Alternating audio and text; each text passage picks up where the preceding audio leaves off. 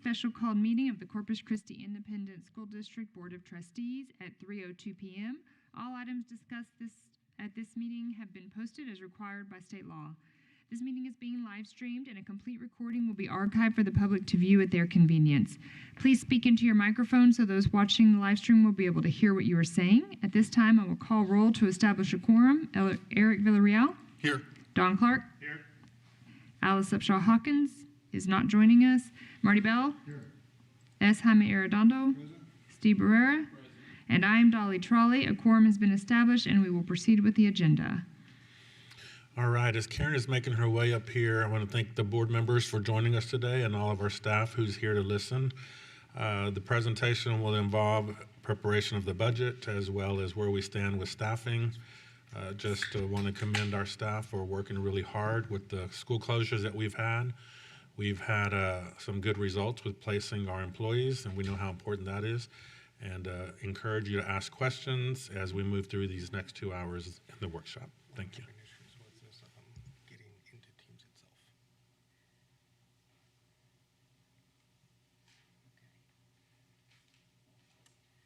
Okay, we're having a little bit of technical difficulty. So we were going to start the presentation out today from a presentation from TASB, Laura Werman, and so we're trying to get her on. We're having difficulties getting onto Teams. So let's give him just a few more minutes and see if we can get him on. In the meantime, afterwards, we'll be, Debbie Lotta will be giving us a staffing update, and then followed by a budget review by Roxanne Douglas, and then I will finalize this up with the capital projects, letting us know where we're sorry, I cannot talk, capital projects and closing this out before the board meeting. Now, I am going to ask that Ms. Lorman's presentation be a 45-minute hard stop, then we will do our presentations, and then we'll go through them, and then so we'll have time for questions, because we do have a hard stop by 5 for the regular board meeting. So we'll try and get, so that way we can get through our presentations. And so let's hope that Cyrus can work his magic.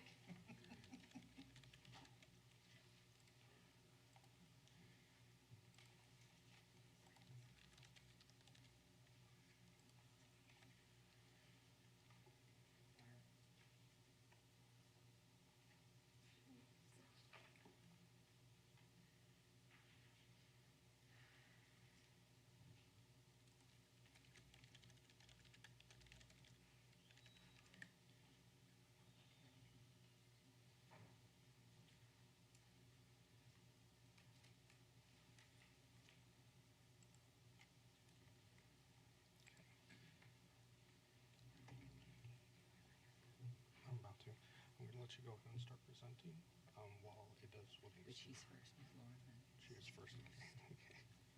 I mean, we can put her second, and should we do the staffing update first? Let me see where this is at. As you can see, this thing's slow.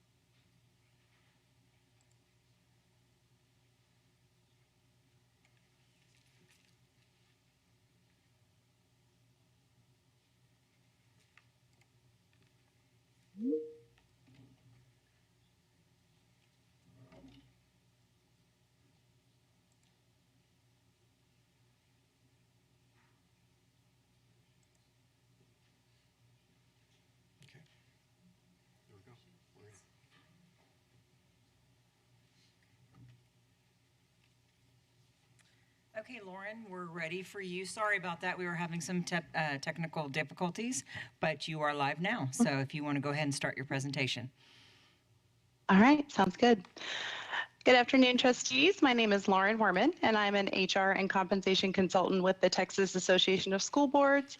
And I've had the pleasure of working with the district from the fall until recently on their pay systems review.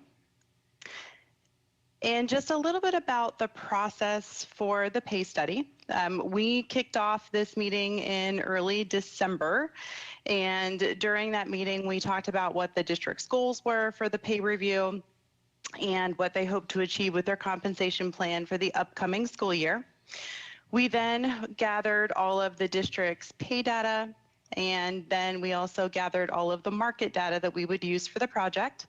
We matched our common jobs to the market. So we matched assistant principals to assistant principals, principals to principals. And then from there, we aligned pay structures and employee pay, and we built models for improvement to aid in recruiting, retention, and everything compensation oriented with the district. So just a couple of compensation concepts that we used as we walked through this process. The first was the pay system objectives. We want pay systems to have 4 objectives. The first is to recruit employees by having competitive entry rates and competitive rates for your experienced new hires coming to your district. We also want to retain the employees that you currently have by advancing their pay to market rates and also providing market competitive pay increases as your budget allows.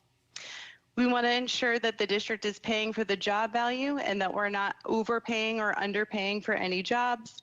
And then also controlling cost so that the salary plan and increases are driven by the available budget every year.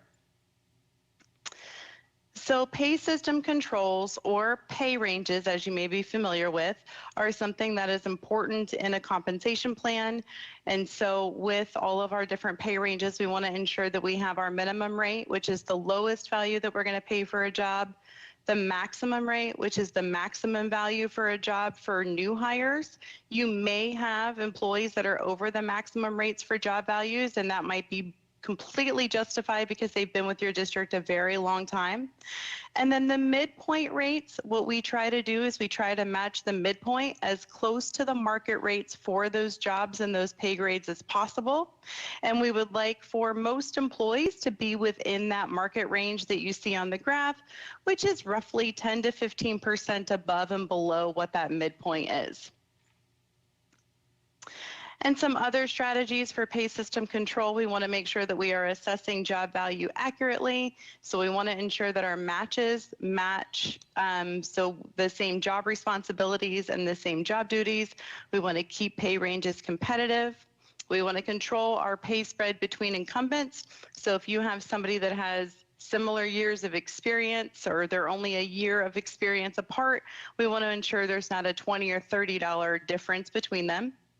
We want to accelerate our employees to market pay and then also budget sufficiently for pay increases as the budget allows. And then with that market pay strategy, each of the midpoints are intentionally set at market value, and then any goals that the district wants to achieve. For example, in some hard to fill areas, some districts want to be a certain percentage above the market or above where their peers are for those positions. The range parameters are set to limit employee pay variance from that target rate, so we don't want anybody too low or too high. And then the goal is to pay our employees near that target rate, and then also to regularly adjust that target rate, ideally annually, to help account for inflation and any cost of living increases that you might see in your area. So back to the specific findings for Corpus Christi. The first chart here are the market districts that we used for the pay review. These are local market districts that are near to your area, and we used 15 of them. Of the 15 districts that you see on the screen, 13 of the 15 participated in our annual salary survey. So we were able to use their data for not only the teacher comparison, but also to compare for all of the other exempt and non-exempt employees in the district. And then for your high level central administration jobs, we compare to the statewide market for those districts that have similar enrollment size to you. And we do that to ensure that we have a more apples to apples comparison of those job duties. For example, the job duties of a CFO in a district that is your size is very different from the job duties of a CFO in a district that has less than 1,000 students. And as you can see by looking at the market districts, because of where you are located, many of those market districts, not many, all of those market districts are below your enrollment. So we wanted to make sure that we reached out to the statewide enrollment for those high-level central administration positions. In addition to the statewide market for districts of similar enrollment, we also use the ESC Region 2 market if we were not able to get sufficient data from your local market. And then for those jobs that exist both inside and outside of education, such as your skilled licensed trades, electricians, plumbers, your nurses, speech language pathologists, we also gather data from 2 private sources, Comp Analyst and Pay Factors by Pay Scale, because we want to ensure that we are also looking at the non-school market, because you are also recruiting and trying to retain employees from going back to that private market. So your current teachers, at the time that we received the data, this is a graph that shows the distribution of their total educational experience. And so we found that your average years of experience for your teachers was about 11.4 years. And then the average years of experience that they're spending with your district is about 8.7 years. At the time that we received the data, you had hired 247 teachers new to Corpus Christi ISD for the 25-26 school year, which represents about 12% of your teaching staff. And about 70% of those newly hired teachers were new to the profession.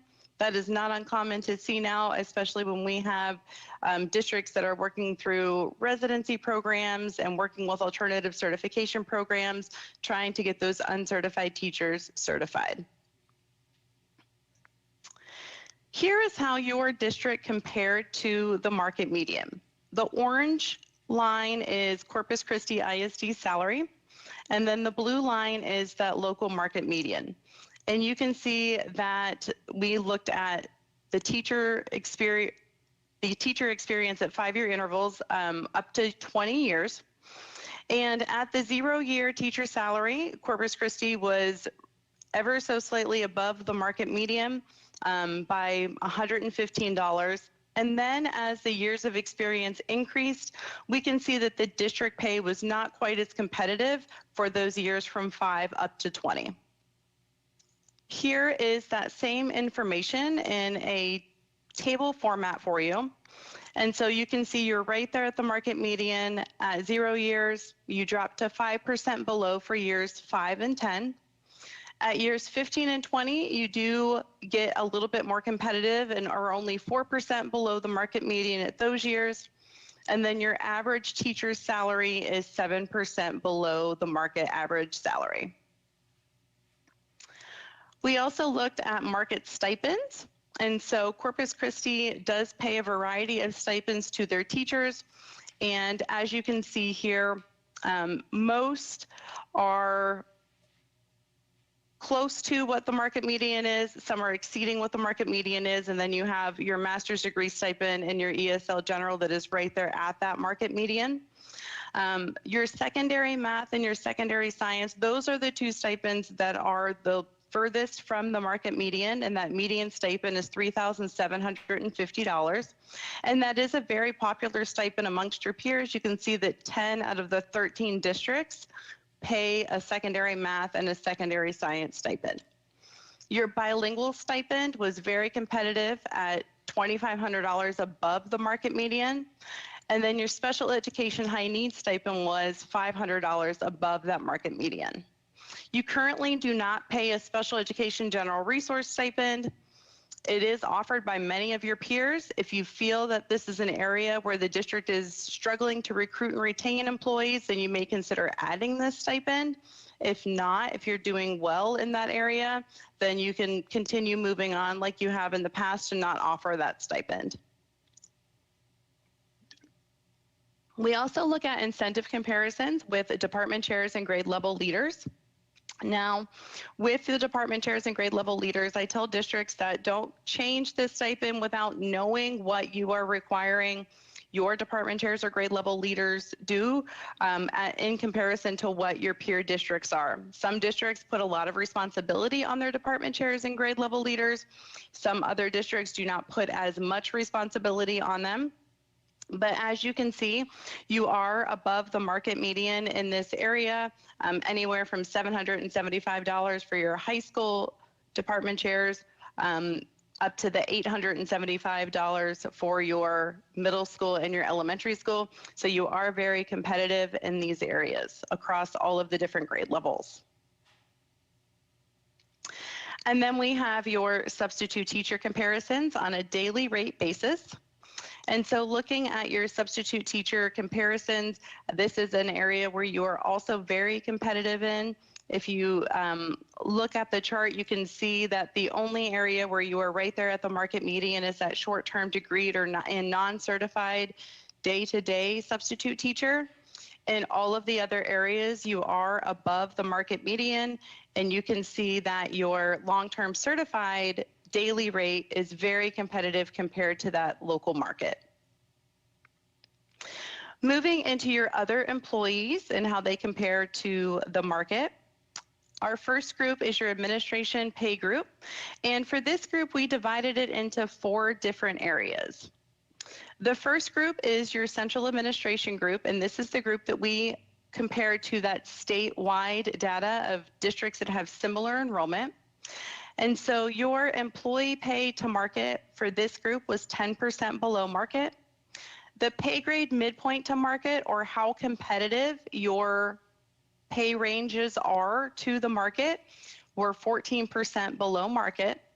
And then the number of benchmarks you see on the right, that is the number of jobs that we were able to match to the market. And for your central administration group, we were able to match 23 jobs. Keep in mind that not every job a district has is able to be matched to the market. There are some districts that have unique jobs that are only found in their district, but we match as many common jobs as we possibly are able to. The next group is your campus administration group, and this group was very competitive. The campus administration employee pay to market was 1% above market. Pay grade midpoint to market was 3% above market, and we were able to match all 7 jobs to the market. Then your district professional positions, these are your positions that you are finding in your central office, positions that are not part of your high-level central administration group.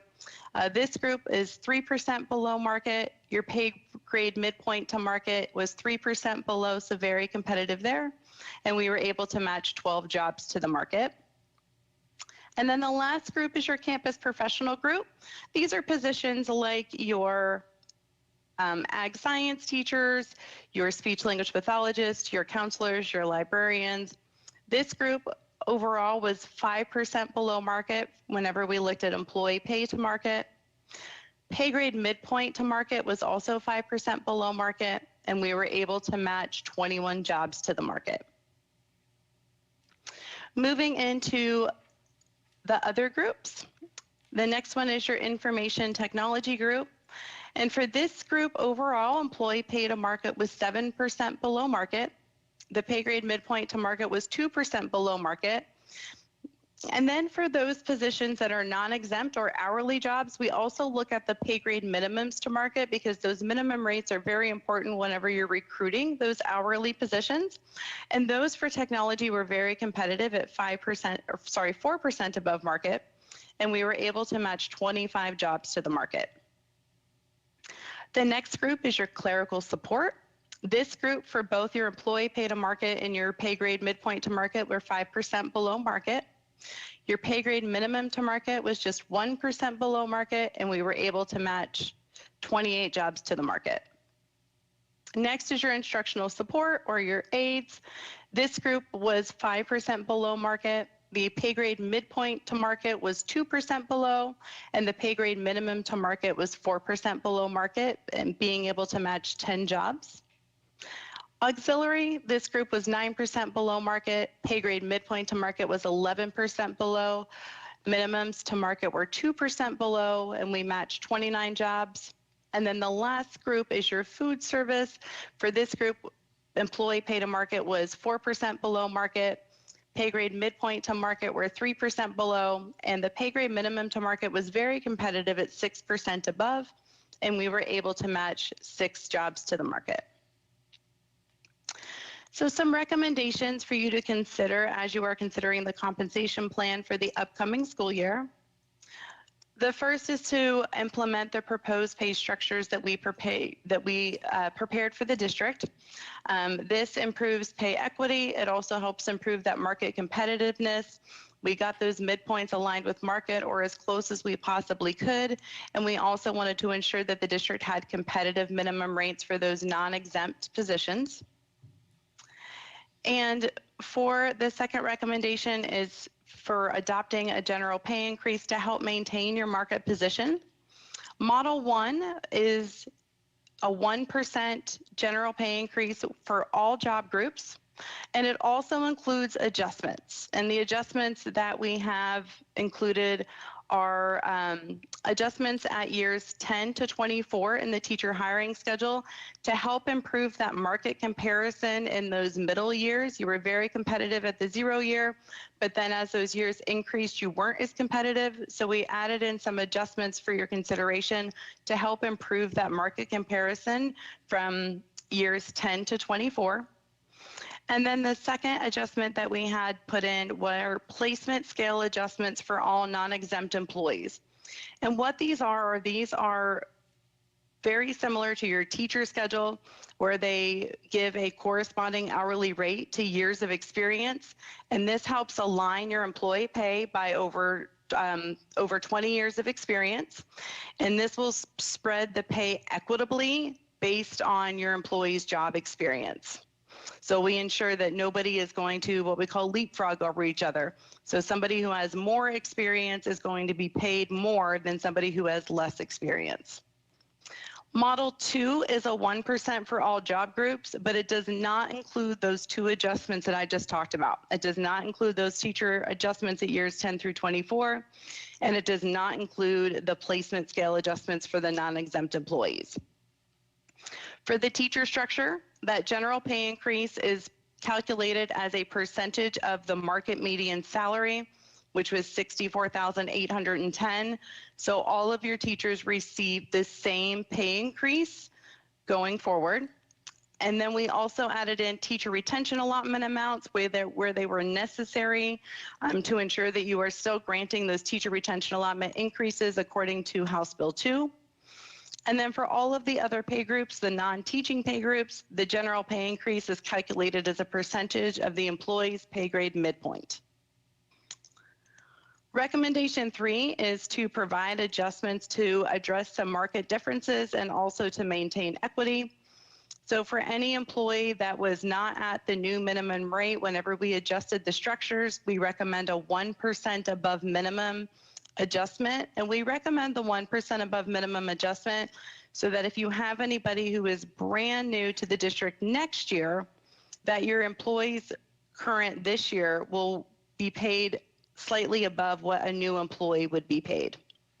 We also have strategic adjustments built into the models. And what a strategic adjustment is if we have any employee whose pay is still less than 90% of the pay grade minimum, then we give them an additional 1% adjustment. And this just helps them move through that pay range faster. We have teacher pay equity adjustments built in. What this is for those positions that require teaching experience, such as your counselors, your assistant principals, your diagnosticians, we built in an adjustment to ensure that their daily rate is at least equal to what they would make as a teacher. And so this was very important, especially with House Bill 2 and the increases that teachers received this year and then next year, that we build this in because we have some groups that are now making less in their new role than they would if they were to go back to the classroom and to be a teacher. And then also those placement scale adjustments that I talked about in the previous slide. The fourth recommendation would be to consider increasing your secondary math and secondary science stipend from $2,500 to $3,500 to improve that market competitiveness if you feel that this is an area that you need to help with recruitment and retention. And then I have two cost models for you. And so these are estimates that are based off of the data that we've received back in December. So the numbers very well have changed since then. But for the first model, which is the 1% with all of the adjustments that I had mentioned, the total cost to the district would be a little bit more than $5.5 million. Now, keep in mind, we are anticipating you're going to receive about $199,975 for the teacher retention allotment. So with that factored in, the cost of the district would be a little bit more than $5.3 million. And then the second one is Model 2, which is the 1% for all employees, but does not have those teacher scale adjustments and does not have the placement scale adjustments. This one altogether is about $3.9 million. Once you factor in teacher retention allotment amount, it's a little bit more than $3.7 million. And if you have any questions, I'd be happy to answer or go back to any slides and go over them again.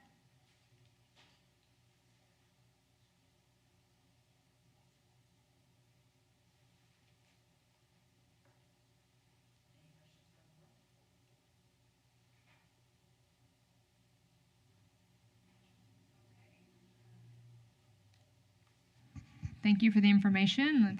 Let me open up our deliberator while everybody thinks about their questions.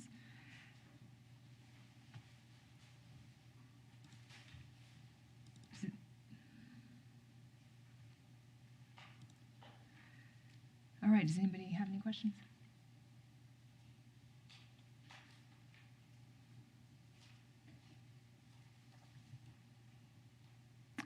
Mr. Clark? Are we going to have Ms. Debbie up in a little bit too? Because I've got some questions that I think are probably more specific to the district. Okay. But I mean, I guess I can ask Lauren, when you're doing these comparisons and going out, and are you just factoring pay? Are you bringing in benefit packages and things like that with these other districts? That would be one question. Are any of these districts, and is any of this information using the House Bill 2 increases that were different between smaller districts and larger districts? That would be the second question. And then are we looking at the TIA comparisons in the different districts that are available to them as well when you run these models and these comparisons? Do you want me to answer that, Lauren? I heard some of it. It was kind of cutting in and out. If you Okay, so the pay. I can answer the part about TIA. Okay, so the pay models that you're seeing here are just based on teacher pay. It doesn't include benefits. It doesn't include anything. It's just strictly pay. Yes, when she took into the consideration, it's their actual, and we'll go into that further in the presentation when we do the salary and budget on our side. We'll go more into that, so you'll be able to see the TIA differences and what that looks like in the next presentation. But TASB only was looking at salaries for each pay grade. They take ours versus what other districts have. What about the House Bill 2 increases? Yes, On district size? those are already in there. That's yes. in here. Yes, that's in her model. Yes. So if we're looking at a district with less than, what is it, 5,000? We'll show you that on the salary schedule, Okay. but when she was looking at that, she can only do it based on CCISD. So when you're looking at the pay increases, she's only doing it based on what CCISD is required to do. Okay, Lauren, I didn't have any questions for you, apparently. They're going to answer them later. Sorry.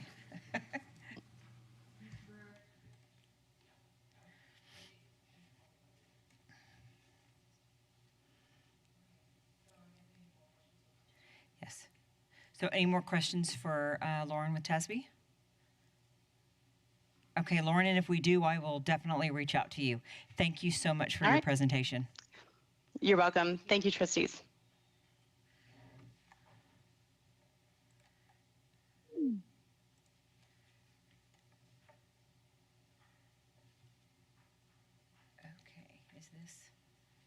is this how I get it full screen? Sorry. Thank you.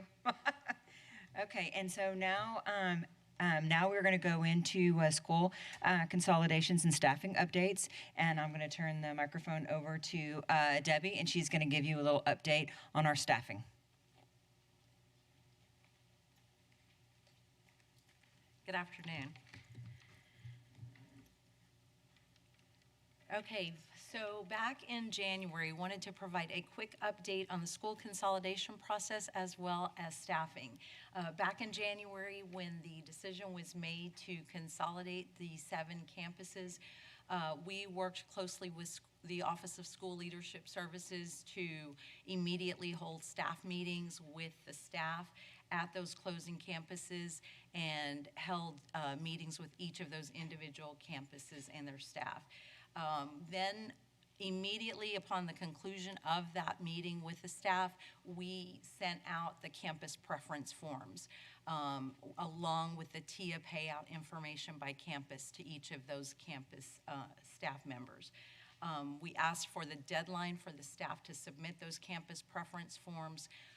We set that as January 29th.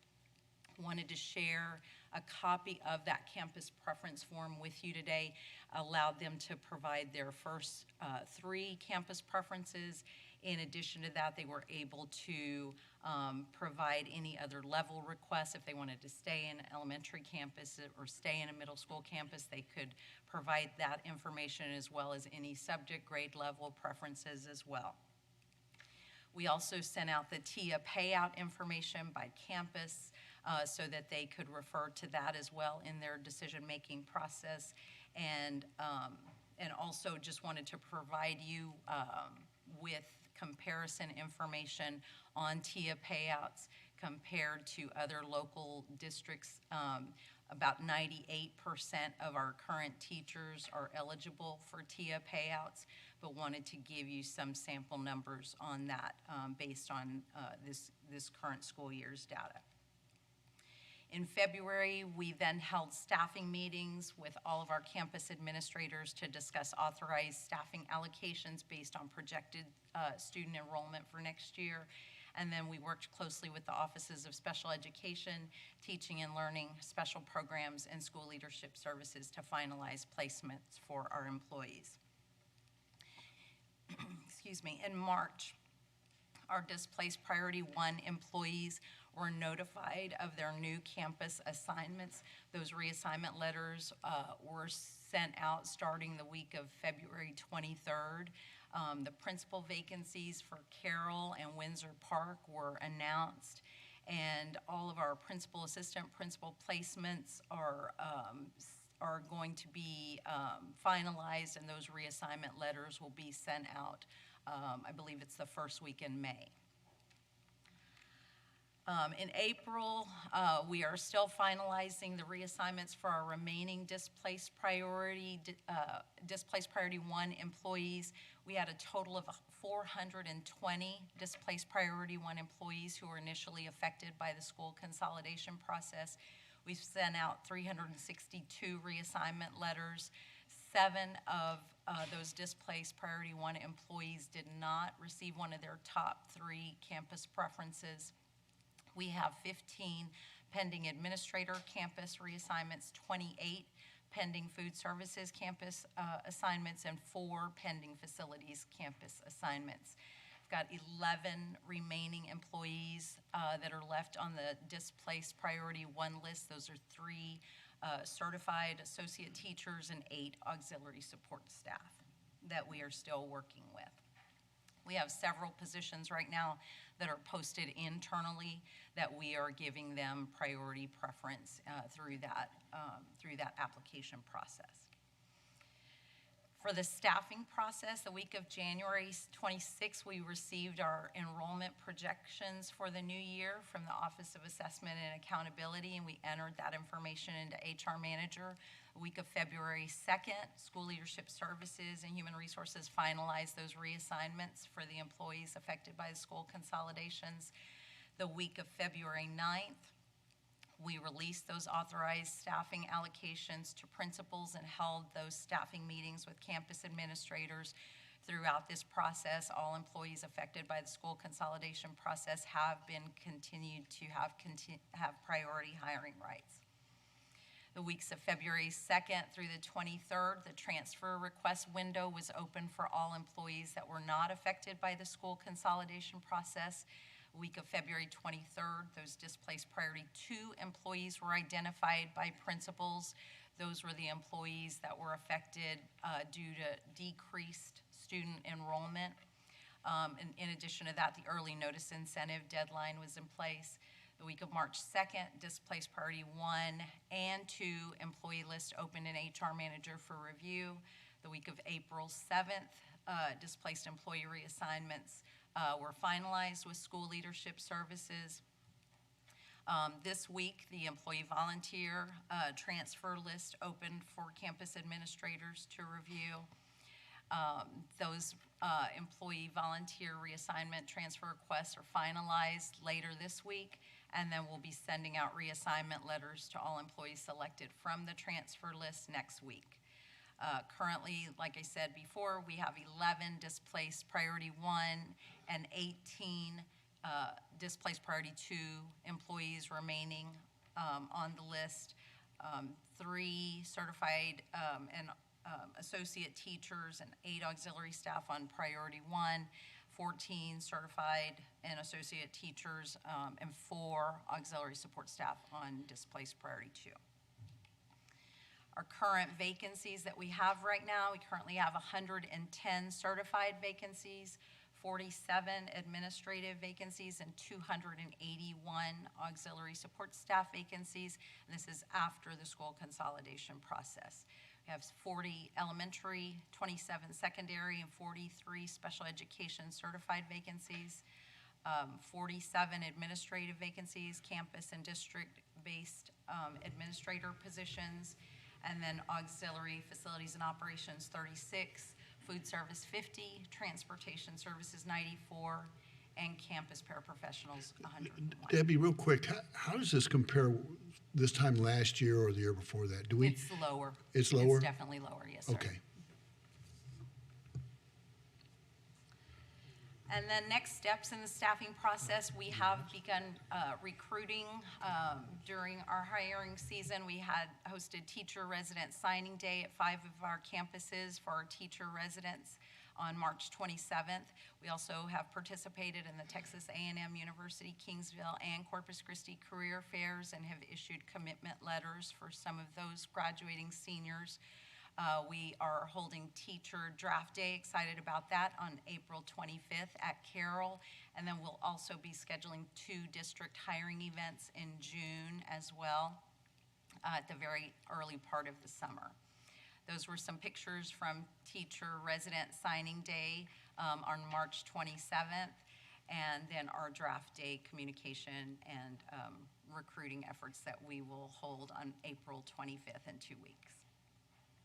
And then I will switch it over to Roxanne. Thank you. Good afternoon. I'm Roxanne Douglas, your comptroller. Hold on, Roxanne. Yeah, hold on one second. I think we had some I questions. am for microphone Debbie. challenged. Sorry, that took me a minute. Debbie, come back, please. Okay, sorry. All right, so I've got a question on the TIA. And it's more about process. So when I look at, I don't know what the slide that has the TIA amounts on it.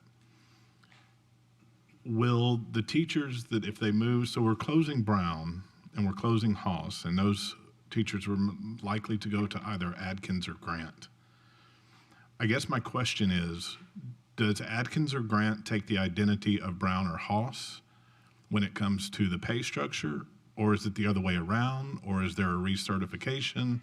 Or how does that work? Because it looks like a master teacher or even an exemplary teacher, if it is taking if they're at Brown and they're going to Adkins, they're going to lose some significant dollars as it sits right this second. The new numbers will be based on the makeup of the students at the new campus, at the consolidated campus. And that will start in 27? That will start immediately, or do they have to? 27, 28. 27, 28? Yes, sir. So they're going to have to wait a year. A year. So do Because the they payouts- keep their TIA pay that they would have gotten, or does it go down? It's 26, 27. Oh, okay. 26, 27.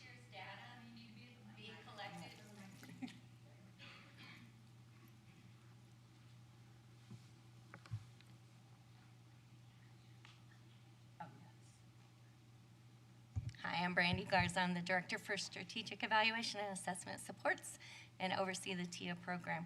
So the data that's being collected for this year, that payout will be paid out next year. So in May of next year, they'll get paid out based on this year's data. So even if they are at their new campus, their data for this year that's being collected is based on this year's campus formula. So then the following, next year's data collected will be paid out the following year. So it's always 1 year behind. So they will be at a new campus next year, but their formula will still be based on where they're at this year. So a master teacher at Brown that goes to Adkins is not going to lose $7,000 next year. Initially, no. If they do designate, When the formula recertifies, so to speak, the next year, Right. then that's going to be their new master level. correct. But they're not going to suffer that immediately. Correct, because their payout will be based on this year's data if they designate. Thank you. Okay, you're welcome. Thank you.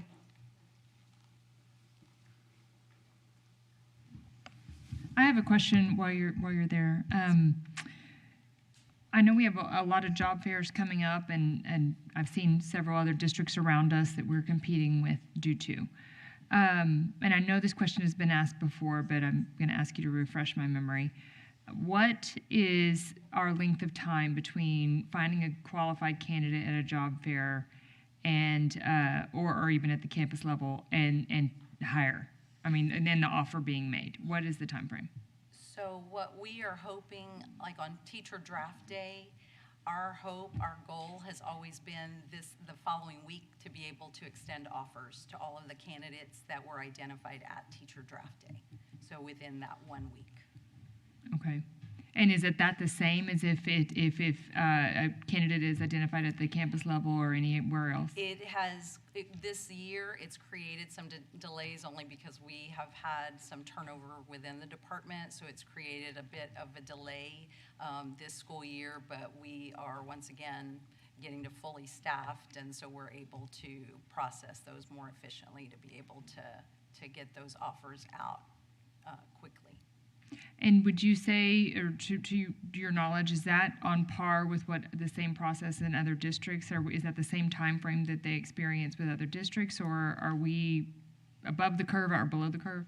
I do not know the answer on that. I know that what I have heard from some of the folks that we've talked to, our background check process is a little bit more stringent as opposed to other districts. And so I think that's one area that sometimes creates delays for us is the background check process. Okay. Anybody have any other questions for Debbie? Oh, I'm sorry, I'm not on that screen. Go ahead, Ms. Brewer. This is on slide 15, just clarification. Administration, it says campus 22 vacancies. Are those the same 15 that we're waiting to place?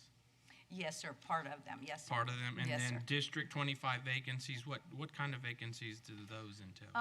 Those are different district administrator positions here, as well as some of, I believe there's some specialist or coordinator positions as well that we have vacancies for here at the district level.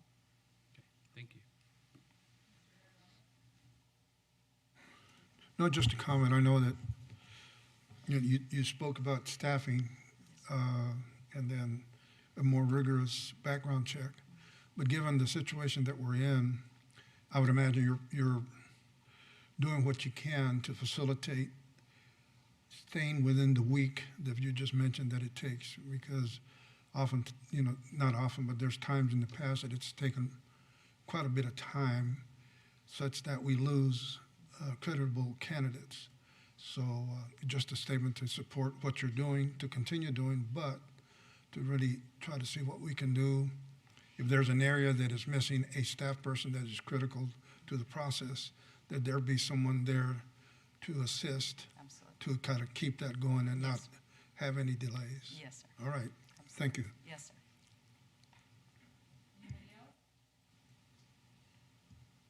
Okay, thank you.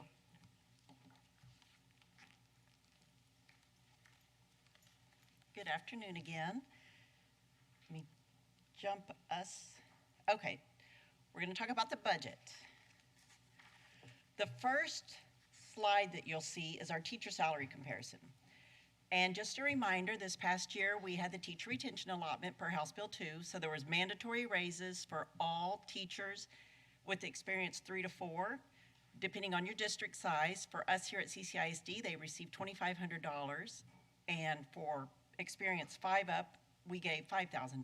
Your smaller districts received $4,000 and $8,000, and you will see by the fact that we're in the second to the last column, that greatly reduced our competitiveness in salaries for teachers because of the smaller districts were mandated larger raises.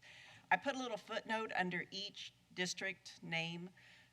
District 1 or those more than 5,000, which was only GP, us, and Flower Bluff that were at the lower TRA mandated raises. All the other districts were mandated the 4,000 and 5,000.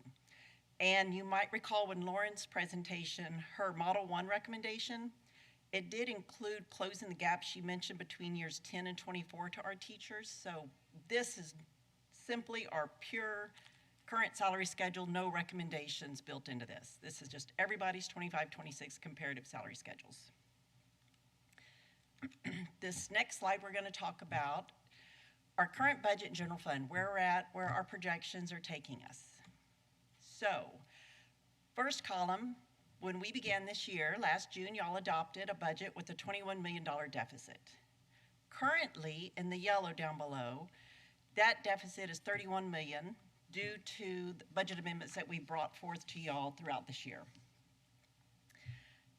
The current projections, where we're anticipating ended on June 30th, again, these are just projections based on the best estimates we can work with.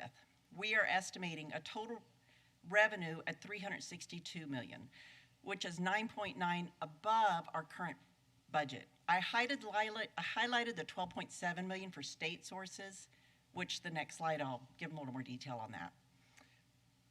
That net activity for the year, you can see, if things go the way we anticipate, we would end the year with a deficit of $12 million. Now the next line about tax disputes, you may recall we were under several tax disputes, especially related to the Valero tax values. We have received tax dollars back from the state, not really tax dollars, we've received tax revenue due to our shortage of property taxes in total of $26 million, which if our net activity truly ends up at a $12 million deficit, we will actually be in the positive $14.5 million, but mainly due to the tax disputes, which has nothing to do with our operating expenses and operating revenues for this year. So we like to show that separate. As I mentioned, I wanted to highlight the increase in total state revenue between our current budget and our projected, where we're projecting. There were about 4 areas I want to point out. The first area, you can see the decrease in basic entitlement. That was a combination of, recall we started this year with about 1,100 students less in enrollment. And even with a higher, okay, let me restate that. Our current budget included $1,100 more expected students, and we were using the lower basic allotment. Because remember, at June last year, legislation was still had no decisions made, so we can only adopt based on current law. You'll see my number 2, special education. We're coming up with about a $4.2 million increase because we are projecting about 389 more weighted FTEs in SPED kids than when we budgeted last year. Number 3, that's a conglomerate of things, because recall there was a lot of new funding items that the state gave us this past summer. So we projected about $24 million to try to accommodate all the new pieces. Those pieces included your teacher retention allotment. There was something called a support retention allotment. There's some individual and initial evaluation allotments related to SPED, safety allotment changes, basic cost allotment, regional insurance, which applied to us down here on the coast, and some additional state aid property relief. So we missed that target by about 2.7, 2.8 million.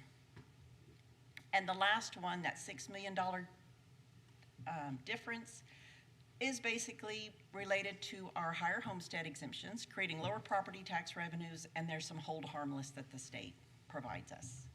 So that, in essence, resulted in that 12.8 more in state revenue than we adopted last year. I want to talk about fund balance. I added this slide just to kind of get a refresher on fund balance. Basically, it's the accumulation of operating surpluses and deficits. The importance of an adequate fund balance includes the ability to manage cash flow. Our majority tax collections come in December or January. Reimbursements from federal funds, there's some timing differences, but we have to pay the expenditures up front and then we ask for reimbursements. And funding disasters until reimbursed, we always have to be prepared for that. Fund balance is also important to mitigate current and future risks, such as revenue shortfalls with declines in enrollment in ADA, which is very popular around the state. How much fund balance is needed? Our fund balance policy is a minimum of 3 months. We have a board policy, and it is required that 25% of the future estimated expenditures reside in fund balance at the end of every year. So that's just a little fund balance summary. Now let's look at our fund balances. I've showed 3 years, 6/30/23 to 24 and 25, because these are audited years, these are solid numbers. You can see, if you go to the red line, that's our shortfall. Our shortfall of meeting our board policy. We're getting not better if you go from 7.5, 11.5 to 15 million. However, that number will greatly be reduced if we can reduce our deficit. That deficit number is stored in the committed line item. So when we end this year, we're hoping to reduce our deficit. So that number will go lower, so it would help us get closer to our fund balance policy. And that's the slide that I gave a fresh copy to everybody because the numbers in the first column, there was a typo. Okay, let's talk about next year. This is our initial proposed budget for next year, which is very much subject to change because it's very early. First thing I want to talk about is enrollment in ADA. These are some major revenue drivers. So in the yellow, that's always our benchmark. That's before everything went south before COVID, after COVID. So we were once at 94.2% in ADA. This year that we are working on right now in 25-26, our enrollment dropped from 33,000 to 32,000. We're targeting an ADA currently of 92.5%, which is better than the previous year. However, I do strongly expect that to tick down because we're in the spring. Everybody gets spring fever. They stop coming to classes. It just happens across the state of Texas, unfortunately. So even though we're at a 92.5, I expect that to tweak down a little bit by the end of the year. So for next year, since we're getting ready to talk about projections, we are projecting a decrease in enrollment of about 400, and we're targeting a 91.4% for best guess estimates for the year of FY27. So with that said, I'm going to, we always start with our adopted budget. This year's adopted budget, we adopted that 21.7, 21.8 deficit. Where we are looking for next year, we're looking for an increase in total revenue of 15.2 million. Now that's the bulk of it you can see is in the state sources. Our total expenditures, I'm looking at a decrease of 3.8 million, and we'll have a slide that'll summarize those. The good news is the proposed budget, right now we're looking at a deficit of adopting 2.7 million, but I have to strongly say these are very preliminary numbers and things are changing every day.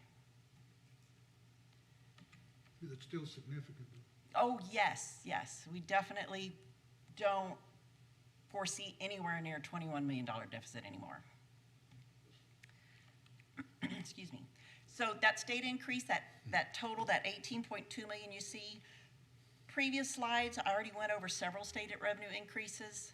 From 26 to 27, the biggest increase for our estimates is the TIA money because we have more and more teachers qualifying, certifying for TIA. So we expect about a 4.1, 4.8, $4.2 million increase in TIA funding.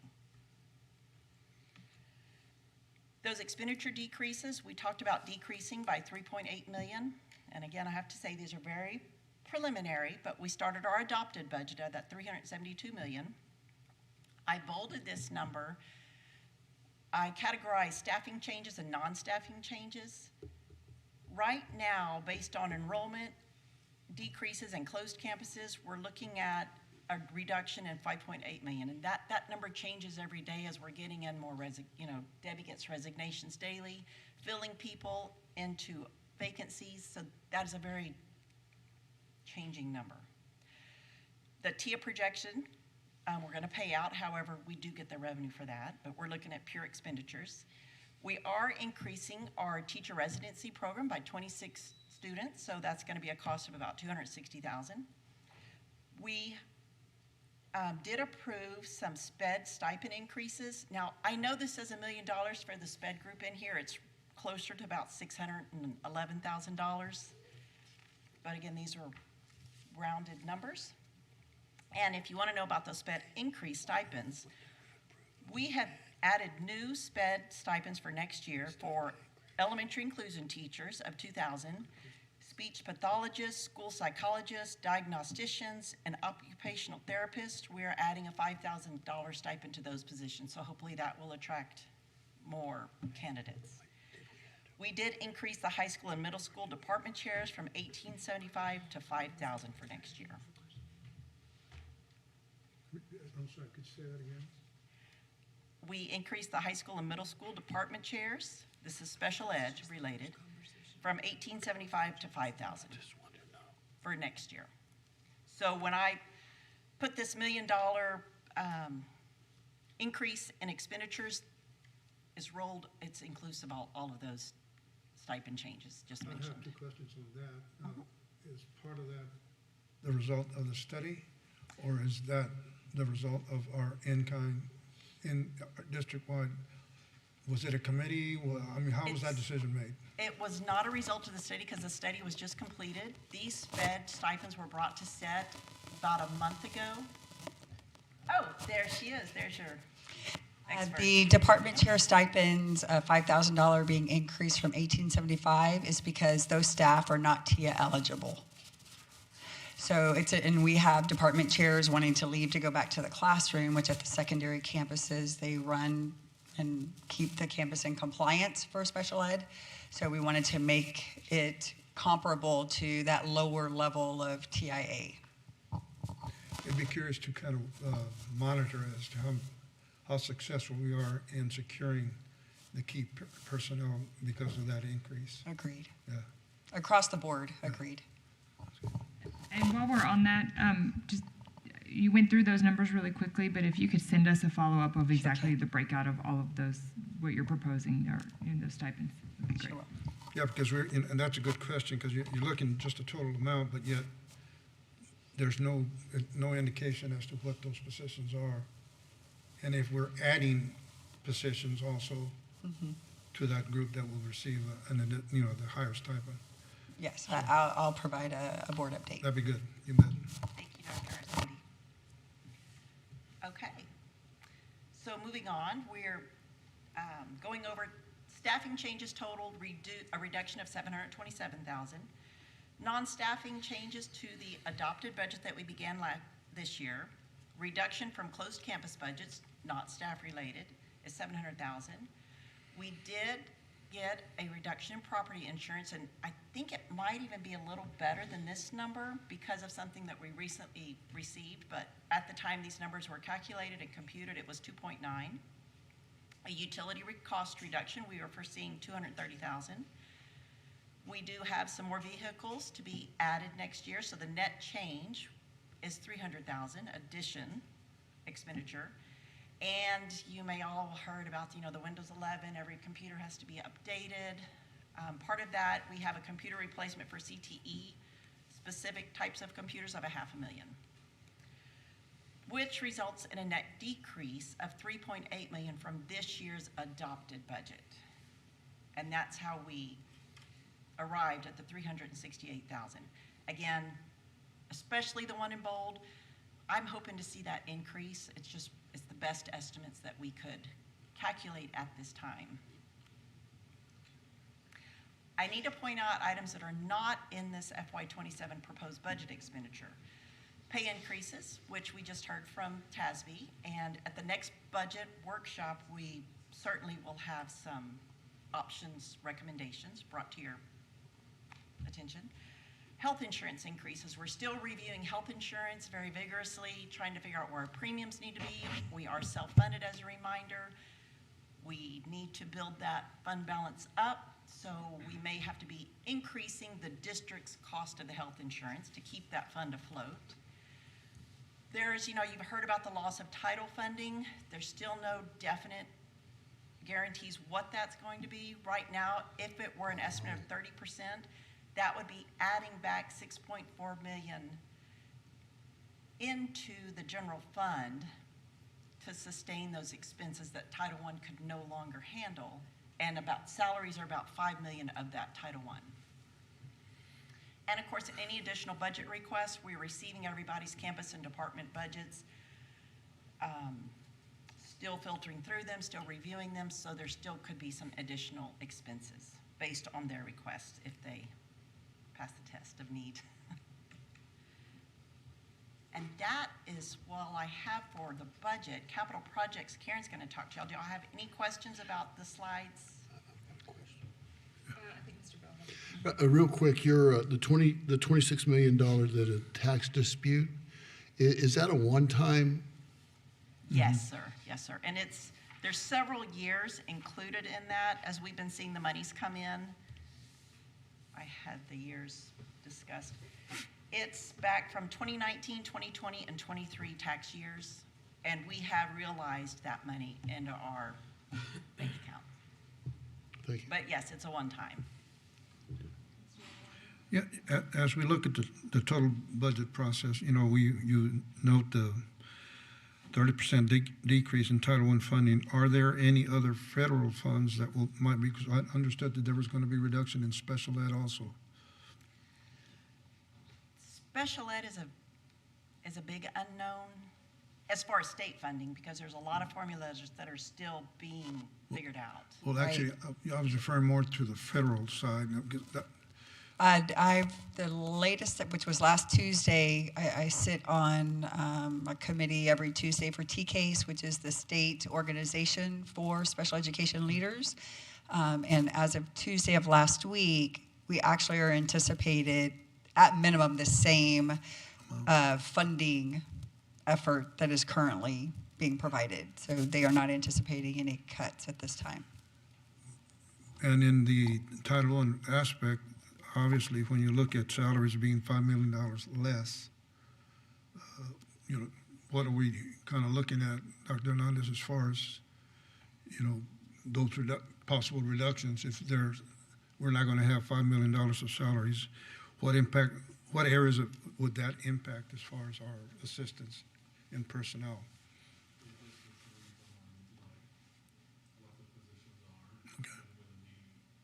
So there's going to be a lot of shifting of students to different schools, but the overall number will be less, so that's a good thing. Okay, got it. Okay, thank you very much.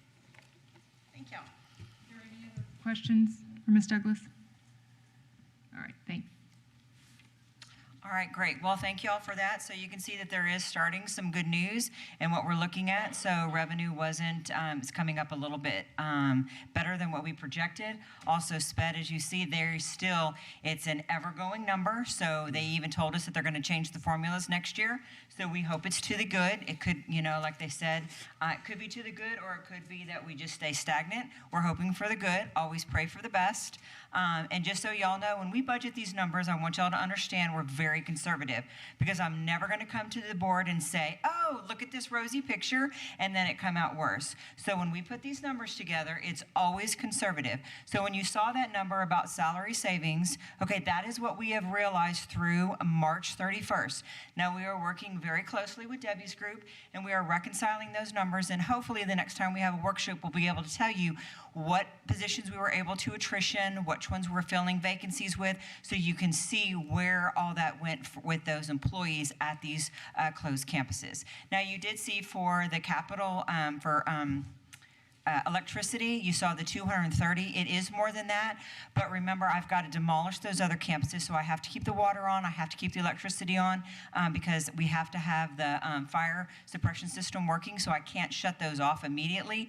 So that's why I did half a year with those, only a half a year savings in those areas. So we are looking, and these numbers are only going to get better, but I'm not going to bring you something that I'm going to have to take back. So this is the conservative number. So right now it does look, it is working for us in the positive, and we're hoping that we can only improve on these numbers.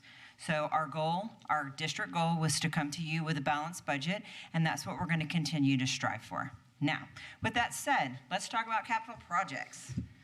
Okay, so capital projects, we do have some money left over in our bonds, which is, it's a little bit of 18, a little bit of 20, and a little bit of 22, if I believe. So when you take these all together, we're still trying to figure out what we're going to do with the fields at Lexington and Hamlin. We still need to get those established, and what our goal was to take those fields and sod them, but we need water to do that.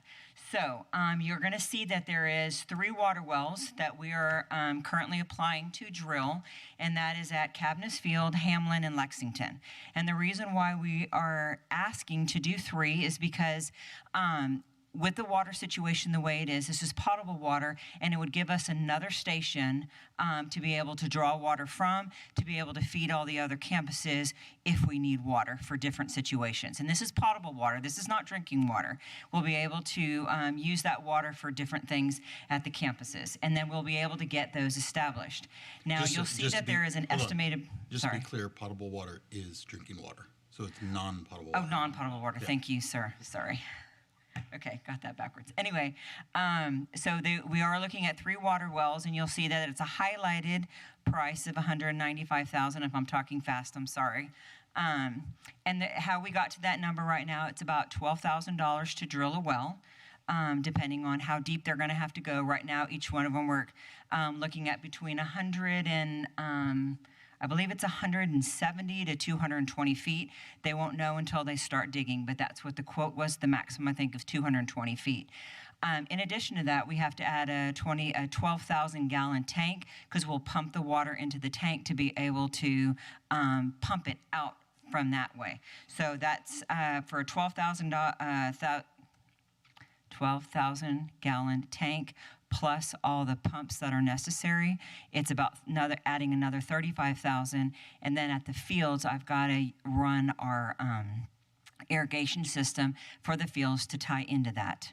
So that'll be probably, that's why I did 65,000 each. I have only got quotes on the drilling and the storage tanks, and I don't have it on. We're working on what it's going to do now that we've picked the location to set up the irrigation. Now, each one of these sites, we did put where it would have an overhead drop, so we could take trucks, we could load trucks, water trucks, and be able to disperse, if needed, to these other, and this is part of our a water plan. So that takes care of the fields. The Veterans High School athletic facility, that is still on here, and that will be for review at the coming up board meeting in just a few minutes. We do need to move the playgrounds that we just put in some of these new schools. So where some of these students are going, we're going to move the playgrounds since they're brand new and move those to the newer schools, and then also the marquees. So that's going to add a little bit. That's why I put a line under those items, because those will need to go. And then you'll see that we have the rest of our capital projects that will work with fiscal to identify which ones come first. You can see that we've got about $13 million worth of projects, and only only $8.2 million in funding left. So that's leaving us short about $5 million to do these projects. So we'll have to prioritize which ones we're wanting to do. So that's an update as of 3/31 for our capital projects. Now, for general fund capital projects. Now, we have several computers within the district that are still Windows 10. We have till November, I believe, to get these computers upgraded to Windows 7. We have upgraded all all computers that can be upgraded to Windows 11. So the rest that are remaining will need to be purchased. Now that cost is about $1,150,000. So, but I put an asterisk because in that $14 million that you saw on the very first slide, that number is already included in the budget. I just got to take a budget amendment to you guys, and so that is already in the budget numbers. Now, we do need to buy new furniture for all the receiving schools because most of the receiving schools are brand new schools, so we wouldn't bring in the old. And then what we realized is that when we did the new furniture, we did not buy any for Driscoll. So we want to completely buy brand new furniture for Driscoll as well because it's only fair we did Caffey and Grant. We need to do Driscoll as well. Also, we'll have moving expenses during the summer that we'll have to move all that stuff. So we do hire help in order to get this done.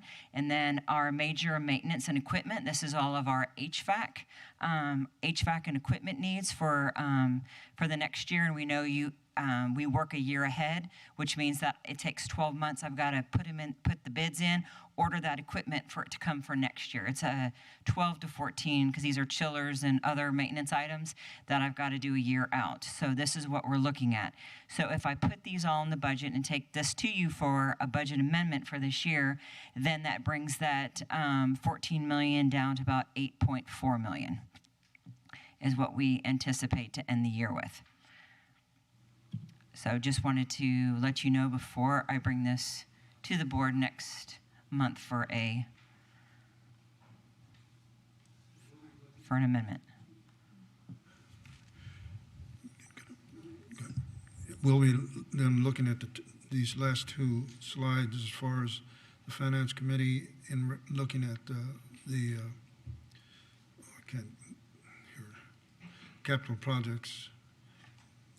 And there we have a bond balance of 8 million and that costing 4 million, correct? I mean, 13 million there, right? Yes. Okay. The total cost of that is, that these new ones that I brought to you on the general fund is about 7.2 million, okay. almost 7.3. Gotcha. Okay, fine. Thank you. Thank you, Mr. Charlie. Hey, Karen, the Windows 10 computer upgrades that show 1.1 million that are already included or projected in the year-end expenses. What is the difference between that and the 515,000 for the computer replacements that were in the expenditure decreases? Okay, so those are our CTE. So all those computers are becoming due, and actually they're all due at once. And so what we were trying to do is a 4-year plan because it's a little over $2 million, and I didn't want that coming to the board all at once. So we took that and divided it over the next 4 years, and those are our CTE computers that are needed for the digital. For all your graphic design, the architectural stuff. I'm sorry, it's coming to blank all the names. That's okay. But all the stuff that we need to run, because there's specific software programs that cannot run on these computers. So you have to buy upgraded computers to be able to run these specialized programs. And as they're coming to their end of life, I don't want them all coming at the same time. So we did a plan to do that over 4 years, which came out to about $15,000 a year over the next 4 years to replace those at all the high schools and middle schools. So the 1.1 million is a software upgrade? No, those are actual computers that we're not able to upgrade to Windows 11. That means that the device it's not upgradable. So in 4 And years Windows, Windows will know once we come to the deadline. We bought an extension for that. Once it comes to the end of life, you won't be able to use those computers at all. So how many computers is that? Oh well. Ballpark. for 1.1 million? And how many CTE computers is that for 2 million? They're two different models. Understood. Okay. What number?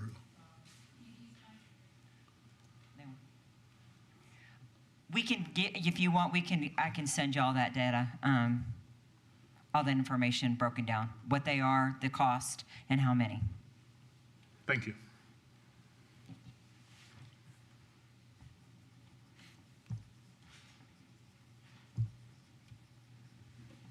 Does anybody else have any questions?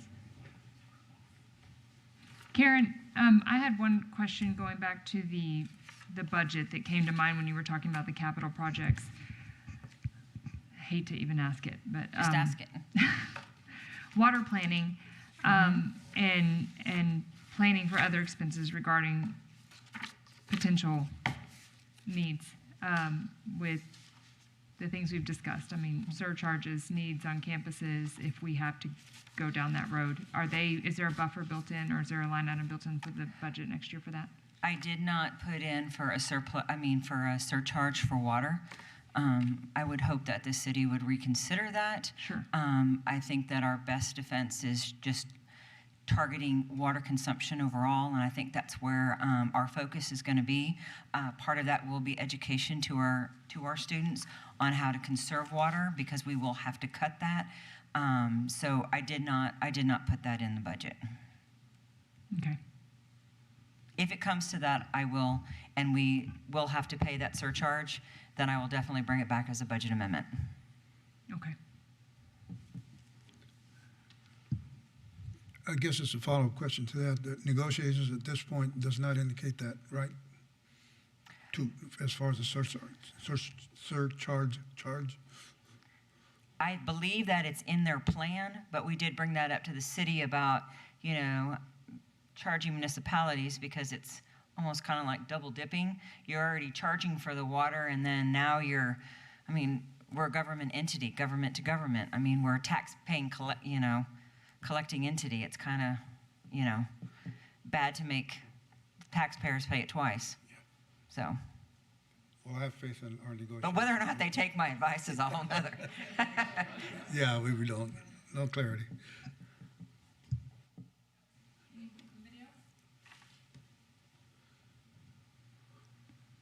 All right, thank you. Okay, thank you, guys. Thank you.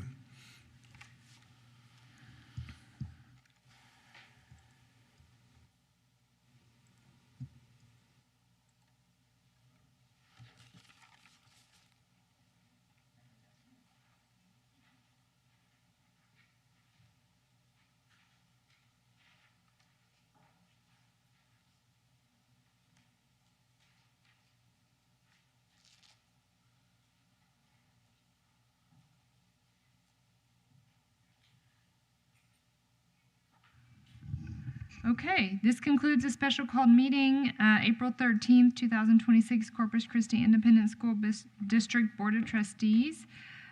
We are adjourned at 4:20 p.m. I just don't need to hit that. Thank you.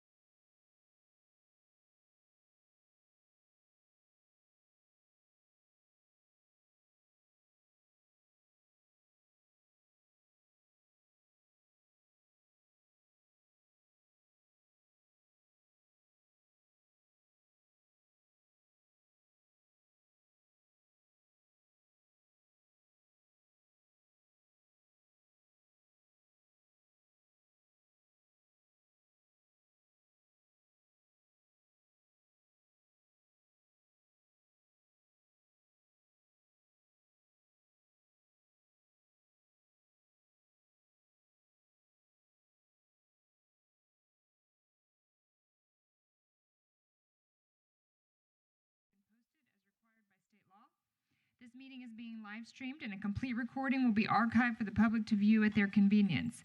Please speak into your microphone so those watching the live stream will be able to hear what you are saying. At this time, I will call roll to establish a quorum. Eric Villarreal. Here. Don Clark. Here. Alice Hawkins. Marty Bell. S. Jaime Arredondo. Steve Barrera. And I am Dolly Gonzalez Trolley. A quorum has been established and we will proceed with the agenda. So first we have our Pledge of Allegiance. I'm sorry, invocation with Ms. Griffith. Scroll down too fast.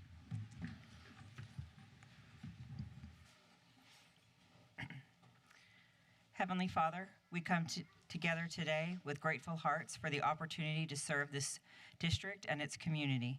We ask for your guidance as we make decisions that impact our students, staff, and families. Grant us wisdom to choose what is right, courageous to speak with honesty, and compassion to listen with open hearts and minds. Help us to keep the well-being of every child in the center of all we do. May our discussions be respectful, our intentions be genuine, and our actions reflect integrity and unity. We thank you for the privilege of working together and ask for your continued blessing over this district and all that we are a part of. Amen.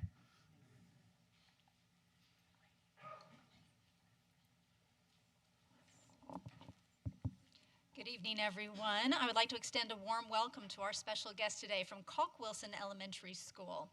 Also in attendance is their proud principal, Christine Sierra. Once our students have finished, we will present them with a certificate and take a photo with Dr. Hernandez. Our leaders today are Liam Pruitt and Amory Velasquez. They are in the 5th grade, our student council president and vice president, respectively. Liam's parents are Trevor and Lauren Pruitt. Amory's parents are Denise Aguilar and Henry Velasquez. Students, please approach the microphone.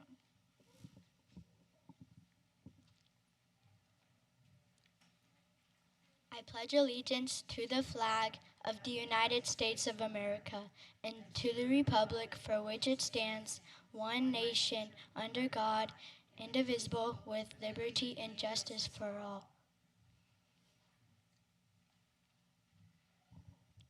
Honor the Texas flag. I pledge allegiance to thee, Texas, one state, under God, one and indivisible.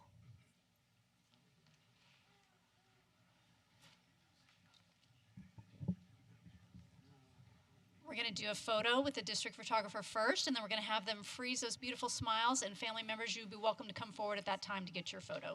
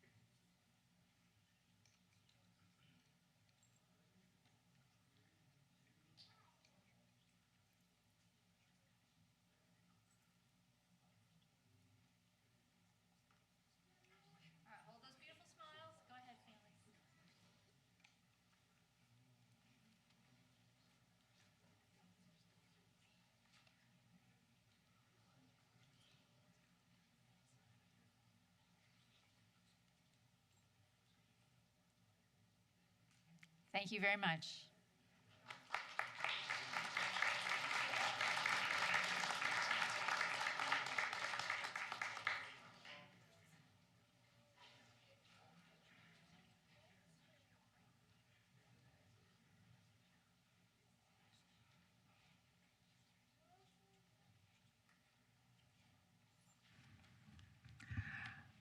Next, we have our district mission and vision. Mr. Arredondo, would you remind us of our mission? CCISD develops the hearts and minds of all our students, preparing them to be lifelong learners who continue their education, enter the world of work, and become productive citizens. Thank you. Mr. Barrera, could you remind us of our vision? Yes, our vision is to be a world-class system where every student is a learner, every student is a graduate, and every graduate is a success. Thank you. Next, we're going to have our audience participation of non-agenda comments. And as we begin the audience participation and public comment portion of our board meeting, we remind those who have submitted registration cards of the following board policy BED local requirements. Questions and comments must be addressed to the board, not individual persons. 3 minutes shall be allotted to each speaker who wishes to comment on non-agenda issues. Speakers or others who make personal attacks against individuals or use abusive or defamatory language or gestures shall be ruled out of order and may be escorted from the boardroom by security staff. Expressions of hostility, including handheld placards and behaviors such as booing, clapping, or cheering, shall be prohibited before the board. The board shall not tolerate disruption of the meeting by members of the audience. If after at least one warning from the presiding officer, any individual continues to disrupt the meeting by his or her words or actions, the presiding officer may request assistance from law enforcement officials to have the individual removed from the meeting. Lastly, those who have public comment should not approach the rostrum or members of the board during the meeting. Any materials for the board should be given to the board's administrative assistant. Okay, we have 2 people who've submitted comments or submitted forms for public comment today. First, we have Gerhard Jackson.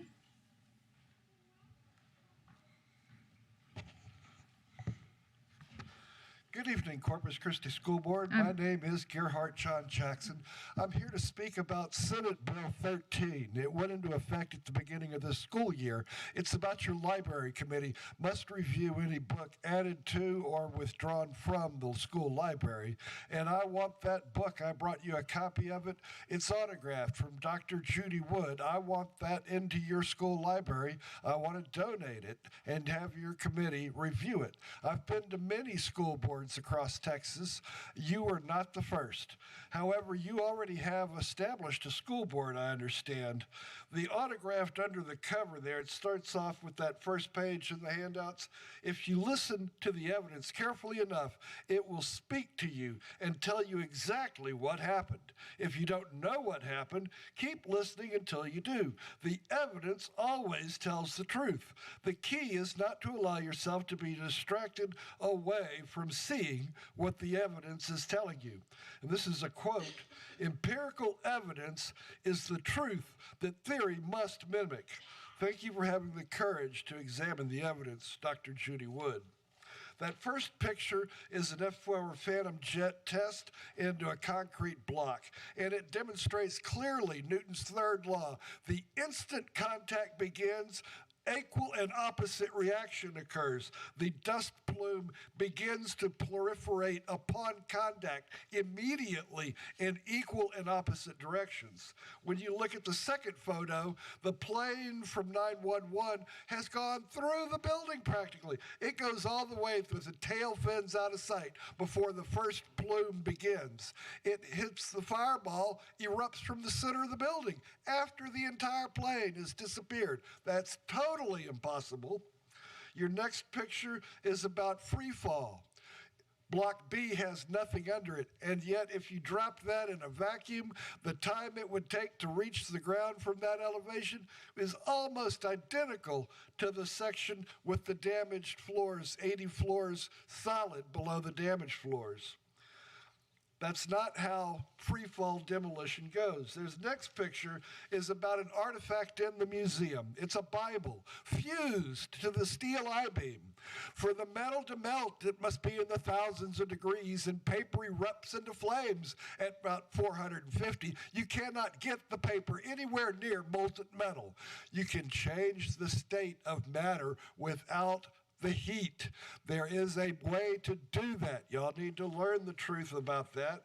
It is referred to as the John Hutchinson effect. We have much evidence on that to go through. And this last picture here is of an airplane jet engine photographed by Lisa Quahones moments after the impact. So this was on an airplane flying at... Thank you for your time.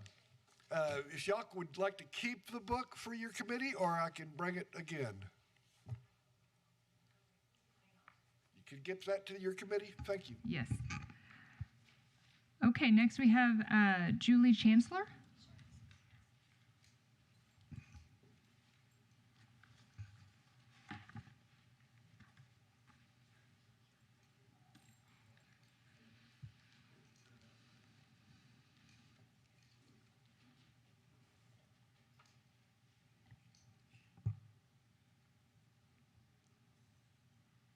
Hello. My name is Julie Chancellor, and I'm here today to discuss driver's education. I am the owner of Mustang Sally Driving School, and I would like to offer services to driver's education for your local high schools. Driver's education can be offered for ages 14 to 17 for high school students, and for the teen program, and for the adult program, ages 18 to 24. I have had success in doing so at local school districts, and I could show you how to tie it into improving ADA, average daily attendance. I've had success with 3 different school districts, and I'd like to share with you at a later time, if you so desire, information on how I've done that. I've been in business for 11 years. My success can be noted by looking at Facebook and Google reviews, and I'd like to have your attention in doing so. Car accidents are the #1 reason for fatalities in the state of Texas for ages 16 to 26. And driver's education has been taken out of the Texas public schools as of about 15 years ago, and commercial schools are now the predominant method of delivery. And we know with education, everything can be improved. There are very few driver's ed schools who will offer driver's ed in the public school systems. Most are commercial standalone programs. I would like to offer the information to the board, and I can provide that, I guess, to the secretary upon delivery here. And there's information, a brochure, along with my business card. And I'd like to say I'm a longtime educator, been in education since 1990. And in addition to that, I would like to share a book with the secretary that I've authored to Mrs. Hawkins. I'd like to gift you that book. Any additional information, feel free to contact me. My information is on my business card. And thanks again for all you do. I'll yield back my time. Thank you. And we have one more, Shanna Fuller.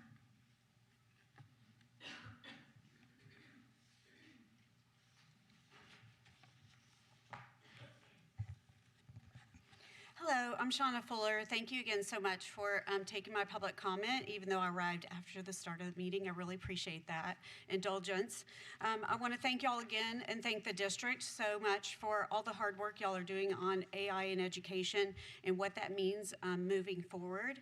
I am here, though, again, to speak on that because local parents, concerned community members, and even some school board members are rightfully concerned about this use with students. Without a doubt, AI is here to stay, and so each and every decision made regarding its use must include provisions for parental consent. While the current CQD local policy complies with the bare minimum of state governance requirements, it does not center on protecting parental rights for district implementation of AI. Texas law, as well as our state constitution, affirms a parent's fundamental right to direct their child's education, and this includes students using AI tools. Yet, current board local policy does not require opt-in parental consent before AI tools are used, does not prohibit AI-driven grading or discipline, does not restrict AI use in social, emotional, or behavioral analysis, and does not guarantee transparency regarding AI tools which may be embedded in student devices. AI may be powerful, but it must remain a tool, not an authority in our district. Parents deserve meaningful control over data collection, how algorithms affect their children, and whether their child participates at all. After assurances at the February 23rd, 2026 board meeting, I combed through the CCISD AI guidebook, which is pretty fabulous, for information on how parental rights are being honored at each step. Of the 4 mentions of parents in the guidebook, 3 of those appear on page 6 in the section titled Guiding Principles for AI Use, which is a parent acknowledgement statement. And it says, as part of the online registration process, parents will receive information about how AI tools may be used to support teaching and learning. Parents will be asked to acknowledge their understanding of this integration as a part of enrollment. It's obvious to all that acknowledgement of understanding AI technology may be used is not the same as opt-in consent by a parent for their child. Trustees, you have an opportunity for our school district to be trailblazers in this area. To be trailblazers in protecting parental rights when it comes to AI use with students. I respectfully urge you to revisit and amend the local policy regarding this issue. Parents want the best for their children, and I believe you do too. Thank you. Thank you. That concludes our public comments, and now we have our recognitions. While the board is making their way forward, those of you along the wall, fair warning, the kiddos are going to come in this way. We're going to acknowledge them, and then they need to exit down the middle and go out. So please make sure we have a clear path for them. And also a reminder to family members, we're going to have our district photographer take the initial photo, and then we're going to ask everybody to freeze their beautiful smiles, and we'll give you the opportunity to come forward and get your photo as well. But please allow our district photographer to take the first photo.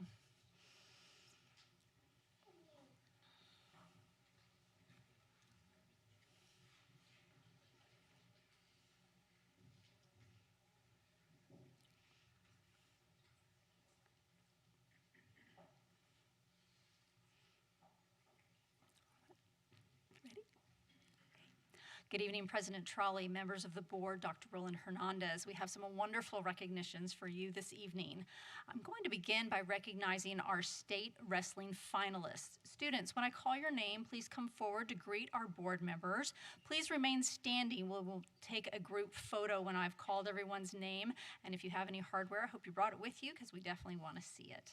From Mary Carroll High School, we have 2 state champion wrestlers in their respective weight classes, Roman Nino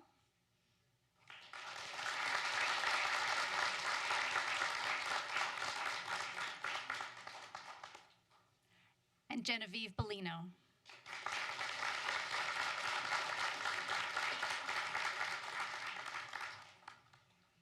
From Veterans Memorial High School, placing 3rd in their respective weight class is Carly Rodriguez.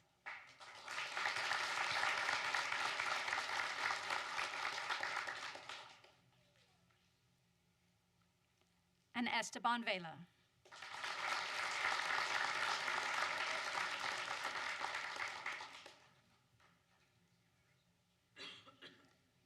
Also qualifying for the state wrestling competition from Veterans Memorial High School, Alyssa Reyes.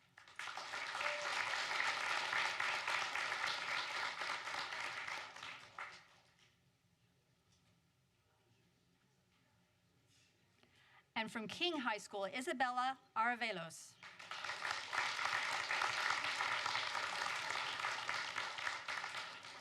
To join the photo, we call Principal Scott Walker, Interim Principal Stephen Seiler, Principal Dr. Prudence Farrell, Coaches Corey Bellino, Ryan Ben David, Janelli Mendoza, Sean Hill, Assistant Superintendent Dr. Bruce Wilson, and Senior Director of Athletics, Kevin Hendrickson.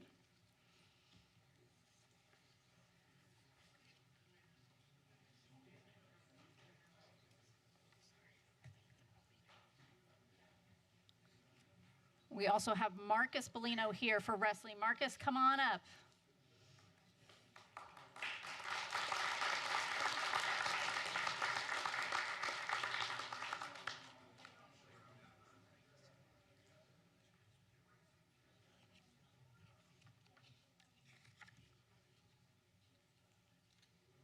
Are we good to go? All right.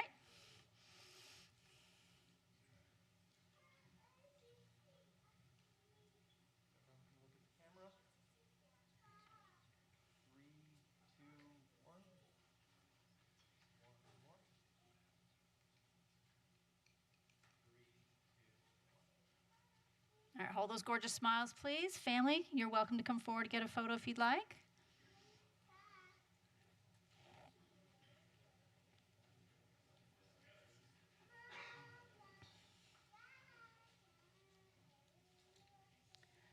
And folks in the back, these students are about to come down the middle aisle and turn that way to go out the door. So we do need to clear that area, please. Keep smiling. All right, congratulations. If you'd exit down the center aisle, please. Make us very proud.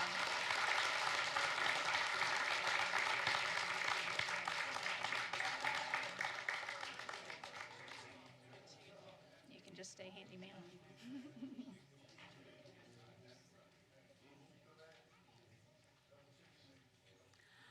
All right, next we want to recognize our state swimming and diving qualifiers.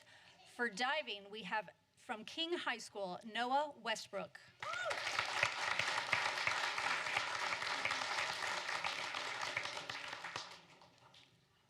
Also from King High School, Anthony Perez.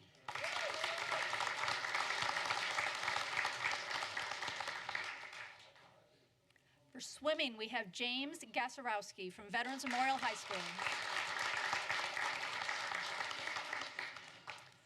Joining them for the photo, Principal Dr. Prudence Farrell, Scott Walker, as well as coaches Lorraine Ayala, Charles Collins, Criselda Sines, Caleb Stump, Assistant Superintendent Dr. Bruce Wilson, and Senior Director for Athletics Kevin Hendrickson. Please come join the photo.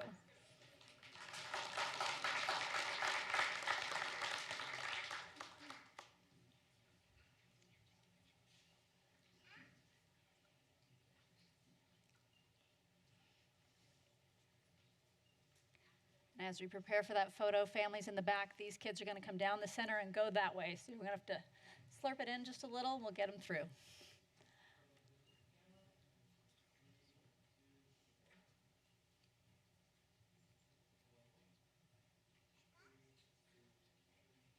All right, hold those beautiful smiles, please, families. Do you want to get a picture? And friends.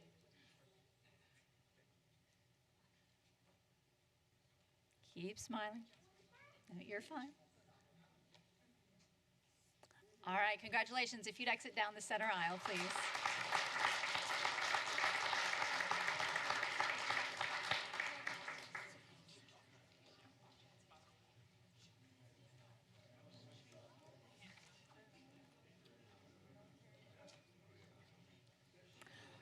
All right, next up this evening, we have a fantastic group of elementary school scientists. These are our Coastal Bend Science Fair winners. They are the first place winners at our recent Coastal Bend Regional Science Fair at Texas A&M University Corpus Christi. These students competed against students from public, private, charter, and homeschools in grades K through 12 from 11 regional counties. Categories included biological sciences, chemistry, earth and environmental, physics and mathematics, and engineering technology. And I'm very proud to introduce you to these winners, starting with Club Estates Elementary School's David England.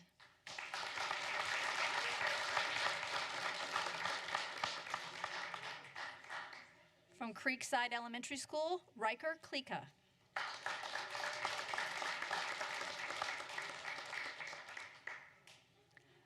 Dawson Elementary School, Ramaya McGee.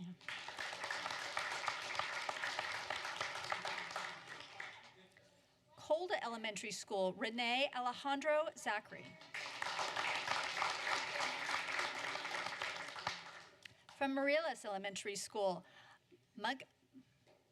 Muxibo Pataxia.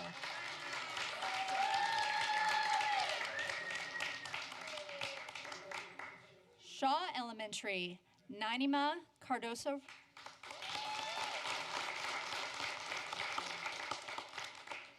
From Webb Elementary, Adrian Cruz Lopez.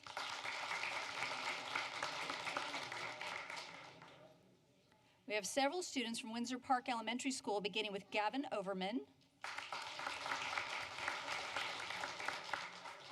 Nina Wells,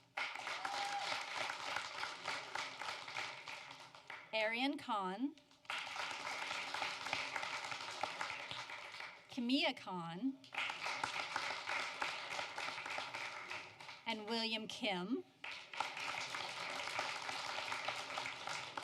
And representing Zavala Elementary School, Genesis Herrera.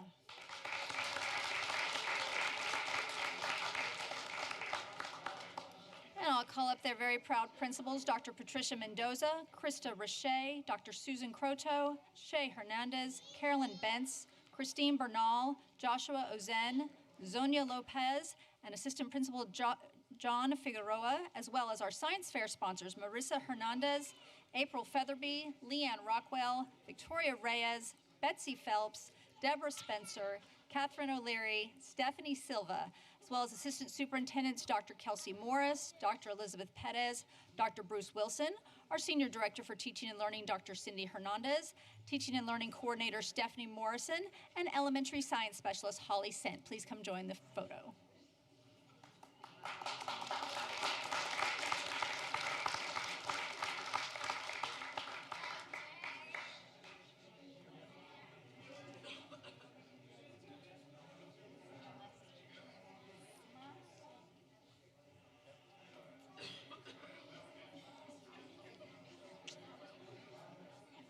Eyes on the district photographer, please.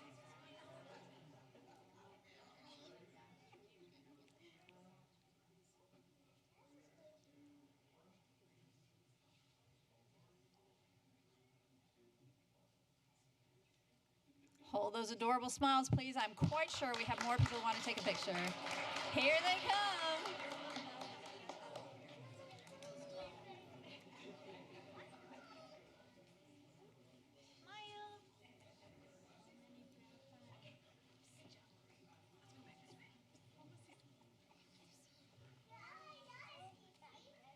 Hold those beautiful smiles, please. Couple more cameras. All set? All right, congratulations, students. You make us very proud. Please go out down the middle.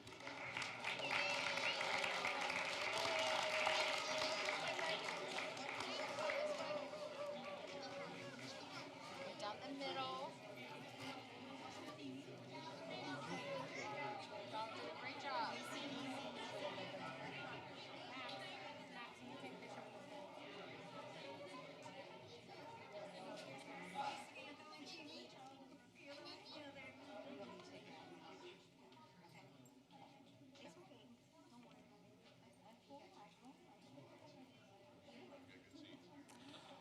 All right, next in our recognitions, we want to recognize April as Month of the Military Child. Each April, the district recognizes Month of the Military Child to honor the service and sacrifice of our military members, veterans, and their families. CCISD is proud to serve more than 2,000 military-connected students, families, and staff across our district who bring strength, resilience, and unique experiences to our school communities. This recognition highlights our commitment to supporting military-connected students and increasing awareness of their needs through district-wide practices, programs, and partnerships that promote academic success and well-being. At a future meeting, we'll be bringing you a proclamation to further formalize our support. We are very honored tonight to have with us Naval Air Station Corpus Christi Military School Liaison, Mr. Joe Holder. I'd like to call up Mr. Holder, and we'll have a few district folks to join him for a photo. Come forward, sir. You can go forward and greet the board, and I'm going to have a few more join you. We also have our Chief Officer for Accountability and Student Support Services, Sonia Zyla, Director for Advanced Academics and Guidance Services, Brian Davis, Coordinator for Counseling and Support Services, Lee O'Neill, and from our Purple Star campuses, we're very proud to have tonight Principals Jennifer Aguilar, Dr. Prudence Farrell, Assistant Principal John Figueroa, Principal Roxanne Cuevas, and Dr. Enrique Vela. Please come forward to join the photo.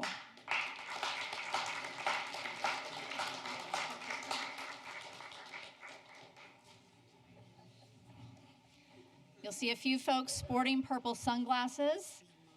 And we want Dawson to come up as well. Dr. Croto, we would never want to leave you out. Come on forward. And Mr. Holder brought us some fantastic purple sunglasses to express our support wherever we go.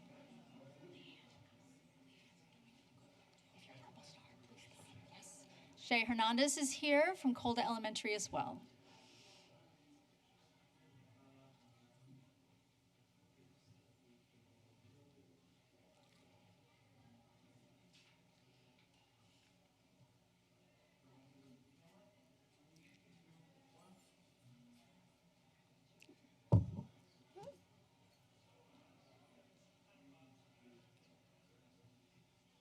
All right, and hold those smiles. You're not quite an elementary school scientist, but we'll see. Do we have other cameras out here? Going once, going twice. So sorry, you're released. Thank you for being here. Exit down the middle aisle, please.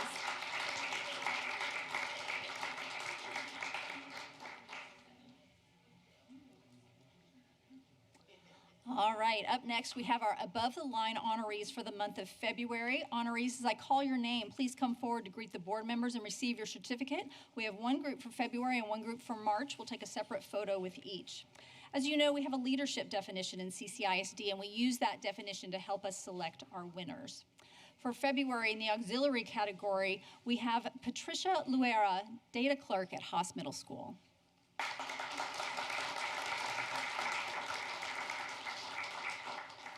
Her nomination read in part that she follows the leadership definition by empowering minds. She played a major role in the increase in Haas's attendance from last school year to this school year.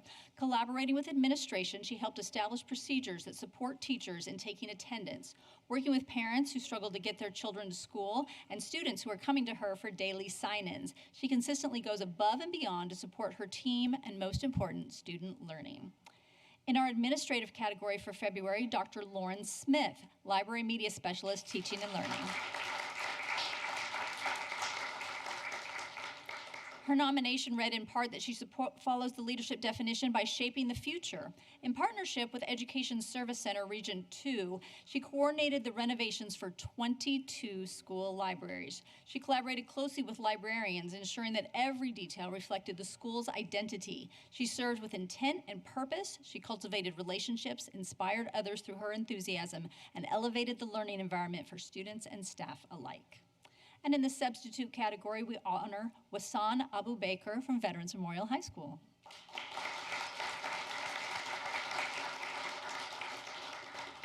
Her nomination read in part that she follows the leadership definition by shaping the future. She's a champion of positive culture.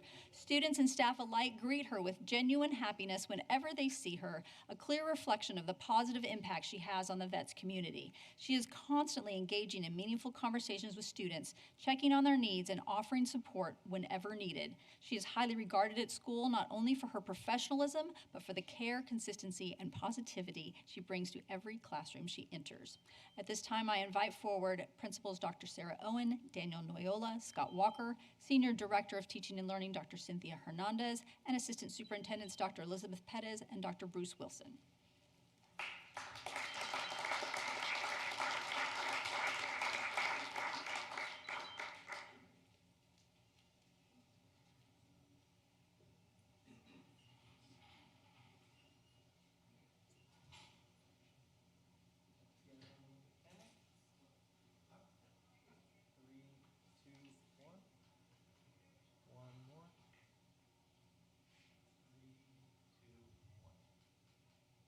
Hold those beautiful smiles, please.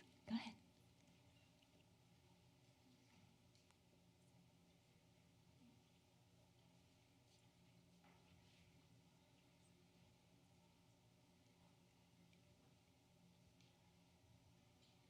All right, congratulations. Thank you so much for your service.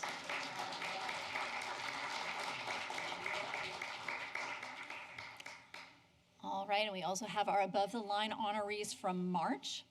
In our certified category, from Zavala Elementary School, we honor teacher Albert Mendoza.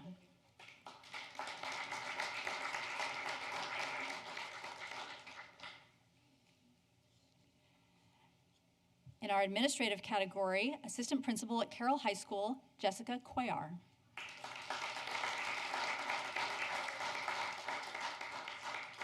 Her nomination read in part that she follows the definition by empowering minds. She prioritizes growth and resiliency by collaborating closely with the English department and in the instructional coach to implement strategies grounded in student data.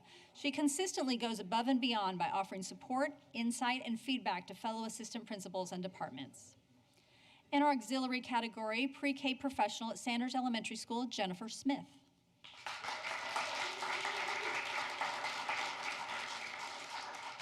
Her nomination read in part that she follows the definition by shaping the future. She champions a positive culture by coming to work every day with a smile ready to serve. She guides students in meaningful lesson practice and activities. She coaches them to persevere through challenges to their next level of learning.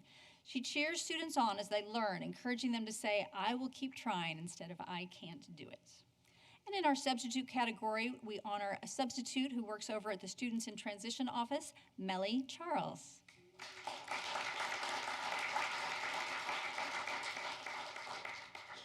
Her nomination read in part that she follows the definition by shaping the future. She, along with the other Students in Transition staff members, understand her role touches families during some of their most difficult moments. She approaches her work with compassion, professionalism, and purpose. Through her dedication and care, she makes meaningful and lasting impact on the lives of the families she serves. This time, I would like to invite forward Principals Zonia Lopez, Dr. Marcos Aguilera, Interim Principal Stephen Seiler, Coordinator for Counseling and Support Services Lee O'Neill, and Assistant Superintendents Dr. Kelsey Morris and Dr. Bruce Wilson. Please come join the photo.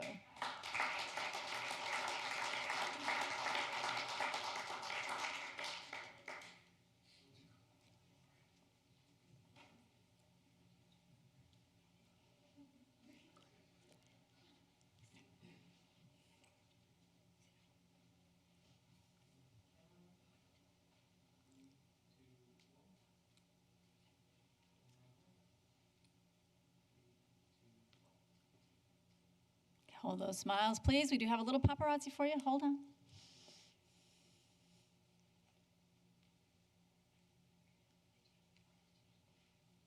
Sorry. No, you're fine. Thank you. All right, congratulations. Thank you very much. Madam President, this concludes our recognitions for this evening.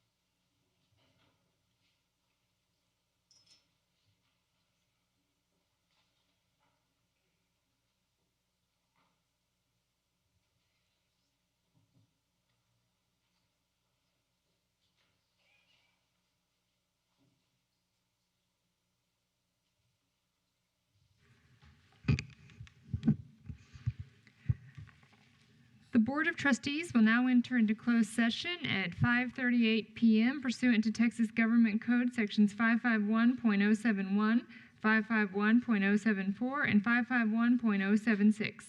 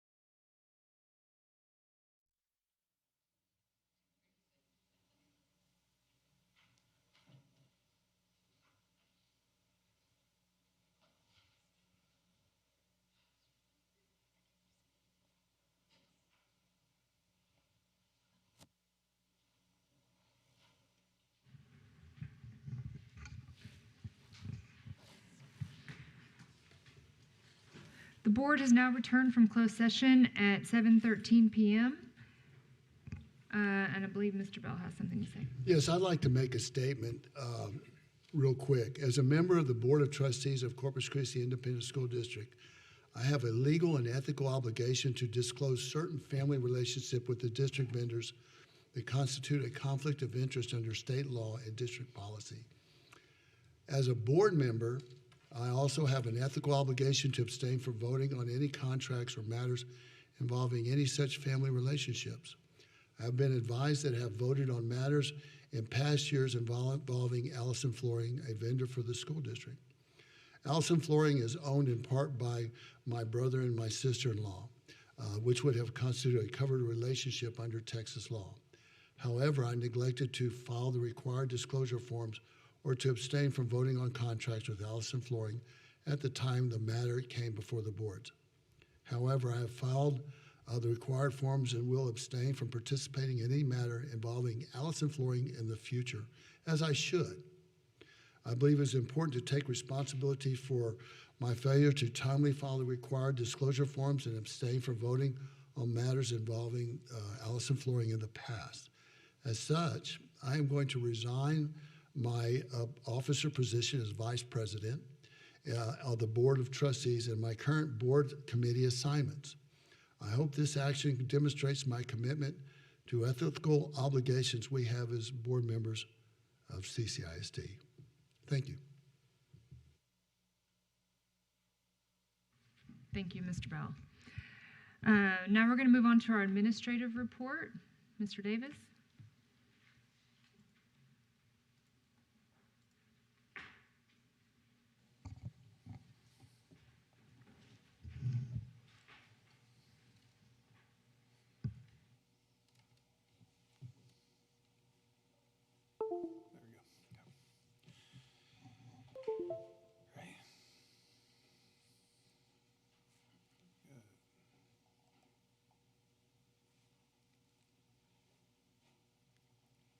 The formatting's a little. Okay, thank you. All right. Good evening, President Gonzalez, Charlie, Dr. Hernandez, and members of the board. My name is Brian Davis, Director of Advanced Academics and Guidance Services, here to present a program update for the Guidance Services Department. For an initial review, our Guidance Services Department consists of myself, a coordinator, and 2 specialists. We have 15 student wellness interventionists, nearly 100 campus counselors, and 2 full-time staff members for each of the students in transition and the Migrant Services Department. Because the Guidance Services Department consists of a wide variety of roles and responsibilities, I'd like to review those with you at this time. The role of the professional school counselor requires maintaining a balance between counseling program planning and advocacy. Guidance curriculum is served through classroom lessons and counselor cafes, while responsive services are provided through individual and small group counseling. While working with students, counselors assist with goal setting and future readiness, always using data to guide their interventions. Counselors also collaborate with stakeholders, including community members, parents, and teachers. All of their work is done to promote a safe, supportive school environment. Although every level of counseling requires some level of post-secondary readiness education, the high school counselors have additional duties specifically related to this area. At the high school level, counselors are responsible for academic advising, graduation planning, course selection, and endorsement and pathway selection. They ensure that their campus CTE and dual credit programs are fully implemented, help plan and track for college, career, and military readiness outcomes, and ensure students are aware of the opportunities to meet college readiness testing standards. Additional responsibilities for our senior students include assistance with college applications, FAFSA, and scholarship support. And you might recognize our student that's featured on the picture there, Jeremy, yeah. School counseling work in the state of Texas is guided by the Texas Model for Comprehensive School Counseling Programs, most commonly known as just the Texas Model. The Texas Model indicates that school counselors structure their time around 4 key areas: guidance curriculum, which involves delivering classroom and school-wide lessons that promote academic, social, emotional, and career development for all students; individual student planning, which focuses on one-on-one support, helping students set goals, monitor progress, and make decisions about academics and future pathways; responsive services, which includes providing timely interventions such as counseling, crisis support, consultation, and referrals to address immediate student needs; and system support to ensure that the counseling program functions effectively through collaboration with staff and families, program management, professional development, and activities that create a safe and supportive school environment. Texas Education Code 33.005, commonly referred to as the 80-20 rule, dictates that at least 80% of a school counselor's time should be spent in direct student services, while no more than 20% of their time should be spent on administrative or non-counseling duties. The same law requires that counselors track their time so that we can ensure they're meeting these requirements. To ensure compliance, our counselors utilize a time tracking system called SCUDA, which stands for School Counselor Use of Time Analysis, and was developed specifically for school counselors to track their time. As of the end of March, I'm happy to report that for the current year, our counselors are reporting well within the parameter of the 80-20 rule, with 94% of their time being reported as spent on service delivery components of the Texas model. You see this number reflected in the overall column under school counseling tasks. In direct relation, you will notice a very low percentage of non-counseling duties reflected in the far right column. Numbers for both have been relatively consistent for the last 3 years. Because of our consistency with meeting the state requirements, we will utilize the data shown on the screen to assist with adjusting each service delivery component to be within the Texas model's recommended ranges. The first essential adjustment would be to reduce the percentage of time spent on student support and increase the amount of time spent providing guidance curriculum. I'm sorry, that's system support, not student support. We definitely don't want to decrease that. Sorry about that. The overage of time spent on individual planning is not very concerning, as we were only slightly outside of the recommended range, and that data ultimately means that our counselors are spending one-on-one time goal setting and academically planning with their students, which is not necessarily a bad thing. Ultimately, this data is useful in guiding decision-making for further program improvements. As mentioned previously, the Guidance Services Department is comprised of more than just school counseling. Our student wellness interventionists are a group of licensed professionals counselors and social workers who provide targeted and intensive support to address the complex mental health and behavioral needs of the students. Through individual and group counseling, interventionists utilize social emotional learning, trauma-informed approaches, and restorative practices to help students build resilience, regulate emotions, and develop positive coping strategies. A central component of this role is responding to high-level student needs through crisis intervention, grief counseling, and Tier 3 behavioral supports. Interventionists also address substance use by providing awareness, prevention, and early intervention services tailored to adolescents. Using data systems, they design and implement evidence-based interventions that are responsive to identified student needs and monitor progress over time. Student wellness interventionists play a key role in supporting student transitions, particularly those returning from SSC or from residential placements, ensuring continuity of care and a successful reintegration into the school environment. They also conduct threat assessments as part of a multidisciplinary approach to maintaining campus safety. In addition, interventionists provide case management and family-centered support, working closely with parents and guardians to address academic, behavioral, and basic needs concerns. They consult regularly with school staff to align supports and develop behavioral intervention plans that promote a safe and positive campus climate. We currently have 15 student wellness interventionists who serve our campuses. Throughout the year, as of the end of March, our student wellness interventionists have received referrals and assisted 81 elementary students, 881 middle school students, and 884 high school students. Our Students in Transition Department works to help support students experiencing homelessness, students in foster care, and military-connected students in order to remove barriers that may prevent them from enrolling, attending, or fully participating in school. We provide targeted assistance to families experiencing homelessness through food, school supplies, hygiene products, and transportation support, referrals to community resources, tutorial services at local shelters, and a summer learning program for elementary students. Families or campuses may request support by completing the link on our Students in Transition website or by calling or emailing our office. As students are identified, we proactively offer resources and assistance to help meet their needs. For the current year, we have received and responded to over 600 requests for support. For our military-connected students, we assist with ease of transition for highly mobile students, ensure school records and transcripts are attained promptly, and try to connect families with a military life counselor. Military life counselors are employed directly through the Navy and are available at the 9 campuses with the highest enrollment of dependents of active duty service members. They provide guidance, support, and resources to help students adapt academically, socially, and emotionally. Our migrant education program serves students in grades pre-K through 12 whose families move for agricultural or fishing work. The migrant education program strives to minimize the educational disruptions caused by frequent moves, to improve academic achievement and graduation rates, and to provide equitable access to learning and resources. We provide priority academic support through tutoring, connect families to community resources such as medical, dental, vision, and nutrition programs, and offer advocacy to help parents navigate enrollment and school transitions. The program promotes early childhood engagement by encouraging pre-K enrollment and supports high school students with college and career readiness guidance.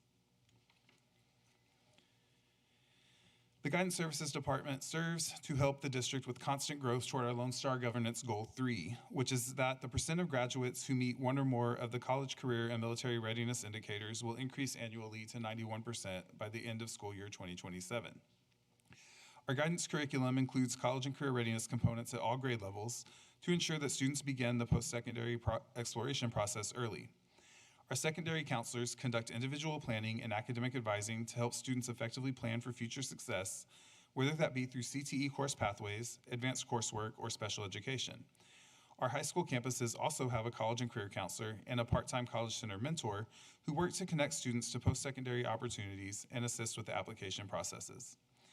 We ensure that all of our secondary counselors receive appropriate college and career-focused professional development and work closely with the branches of the military to host ASVAB testing and welcome recruiters to campus to speak with interested students. With the help of our student wellness interventionist, migrant education program, and students in transition services, we all work to remove barriers to academic success and post-secondary progress. To conclude this program overview, I'd like to share some of the various recognitions and awards that members of our department have received throughout the year. The Counselors Reinforcing Excellence for Students in Texas, or CREST Award, recognizes schools with outstanding counseling programs. Cullen Place Elementary and Atkins Middle School both received this award for 2025. Our lead student wellness interventionist, Stephanie Mesa, was nominated and received honorable mention as a Texas School Social Worker of the Year. Counselors can be nominated by their peers to receive a Glow Getter Award each 6 weeks. This is sort of a departmental Counselor of the Month program that our office hosts and promotes. And you'll see Miss Herman from Morelos receiving her Glow Getter Award up there in the top left picture.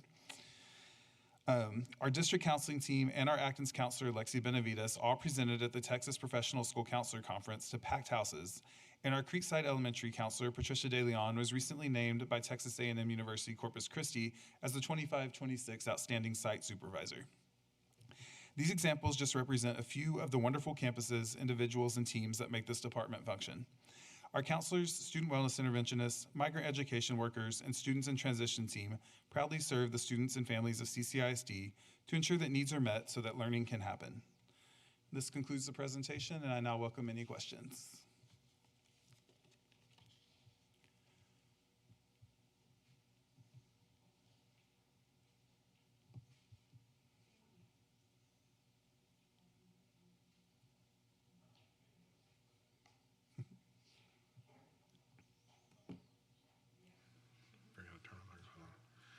Mr. Davis, thank you. Could you speak just a little bit to how y'all work or coordinate with communities and schools, if you do at all? Yes, sir. With communities and schools, in my role, I'm mainly negotiating that contract with them every year. In terms of the working together as a team, it's going to be based on a campus by campus basis. So the campuses that have that would work their counseling team together with the communities and schools rep, together with the social worker, all kind of become that student support group on that campus. And so depending on the needs of the student, they would be kind of guided through that process. If it aligns more closely with students in communities and schools, they'd have them assist them. If it aligned more closely with the counseling or mental health need, it would be on our staff to do. So what would be the things that the community and schools would, that counselors may push off to them because they're going to serve that student better than what we're doing? So a lot of times communities and schools would come in place whenever we have a student who maybe has like a need for food, clothing, electricity bill being paid. Our students in transition department, those students have to qualify as a student in transition or a student experiencing homelessness. And so for our students who don't but still have a need, that's where communities and schools would come in. Okay. Yeah. Thank you. I have a question for you. Yes, ma'am. a few years ago, I know that this 80-20 rule was instituted because we were having a real problem with our counselors not being able to use the majority of their time Yes, on the ma'am. counseling duties. And obviously, we've had a lot of success writing that proportion. How have we been so successful at that, I guess? What, are some of those non-counseling duties, have they been shifted to other positions, or what have we done there? Yes, so I'm going to give Dr. Arzmendi a lot of credit on this one. With the adding in the 504 clerks was a big part of that. That happened, I believe, around 3 years ago, if I'm not mistaken. And so that's when we started seeing a big shift. A lot of the non-counseling duties were the administrative tasks associated with running the 504 meetings. And so by implementing that 504 clerk position, that really caused a big shift in that. And then also, when the 80-20 rule came around, that's when they started being required to track their time. And so just being aware of it and kind of having the data to support, that really helped. And this was prior to me being in this position, but I was always been on the peripheral of counseling. So seeing the conversations that were able to happen because of the data that they were collecting. And then one other question. I know we talked earlier in our budget workshop about the staffing and with the school consolidation situation, but how is that affecting your department with the consolidations and moving your staff around?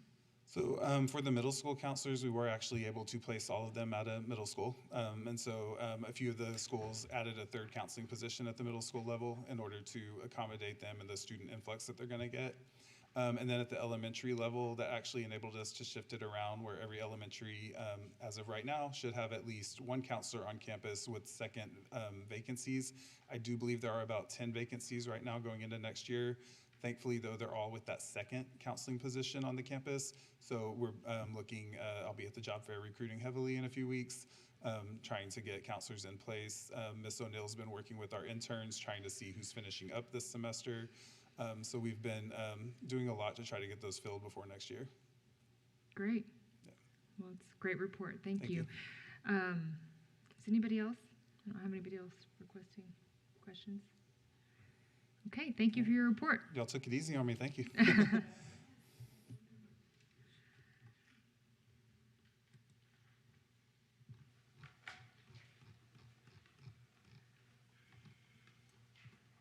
Okay, now we have our consent agenda. Move to approve. Wait, I'm sorry, before we take a motion, we are going to be pulling number 6, item number 6, and we're going to be tabling that for another meeting. So do I have a motion to approve the consent agenda minus item number 6? So moved. Second. We have a motion by Mr. Villarreal and a second by Mr. Clark. And your deliberators are open.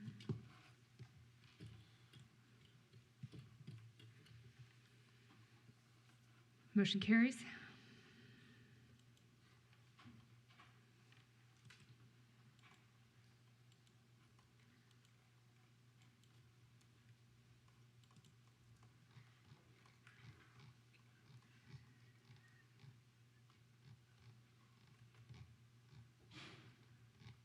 Sorry. And next we have our action item. Ms. Griffith?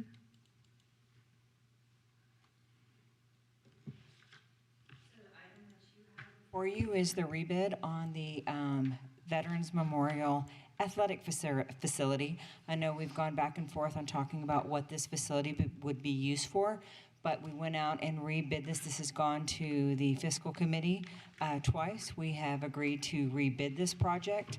It did come in over budget again, even though we did lower the building, but the cost, I guess right now with fuel pricing, it increased the cost of the building. So the budget for this building was $1.4 million. I think we all can agree that a facility is needed, and so we're going to let vets use the building as intended, but it is necessary to have their programs and for the safety of the students that are there.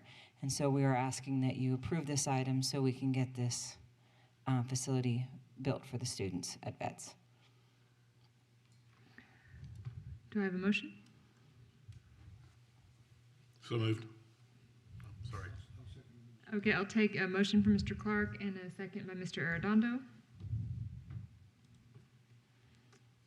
And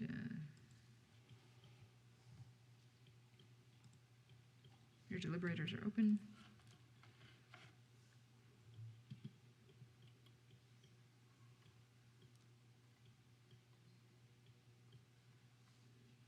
Motion carries? Oh, no, that's, okay, I wondered. Do we, it's not working?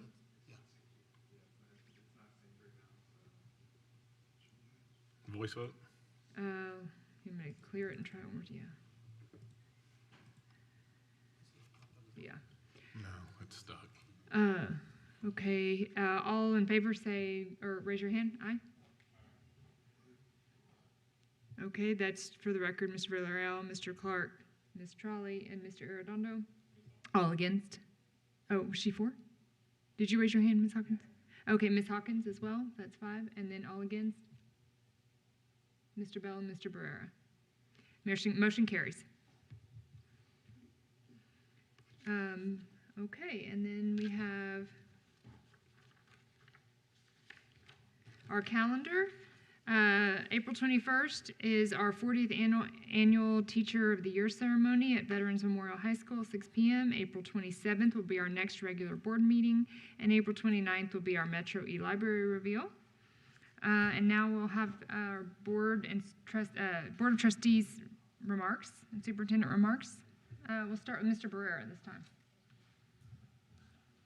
Yes, I'd like to just, we celebrate so many different weeks. I know we have AP week. Shout out to APs, deans, librarians. What other? They do so much of the heavy lifting behind the scenes.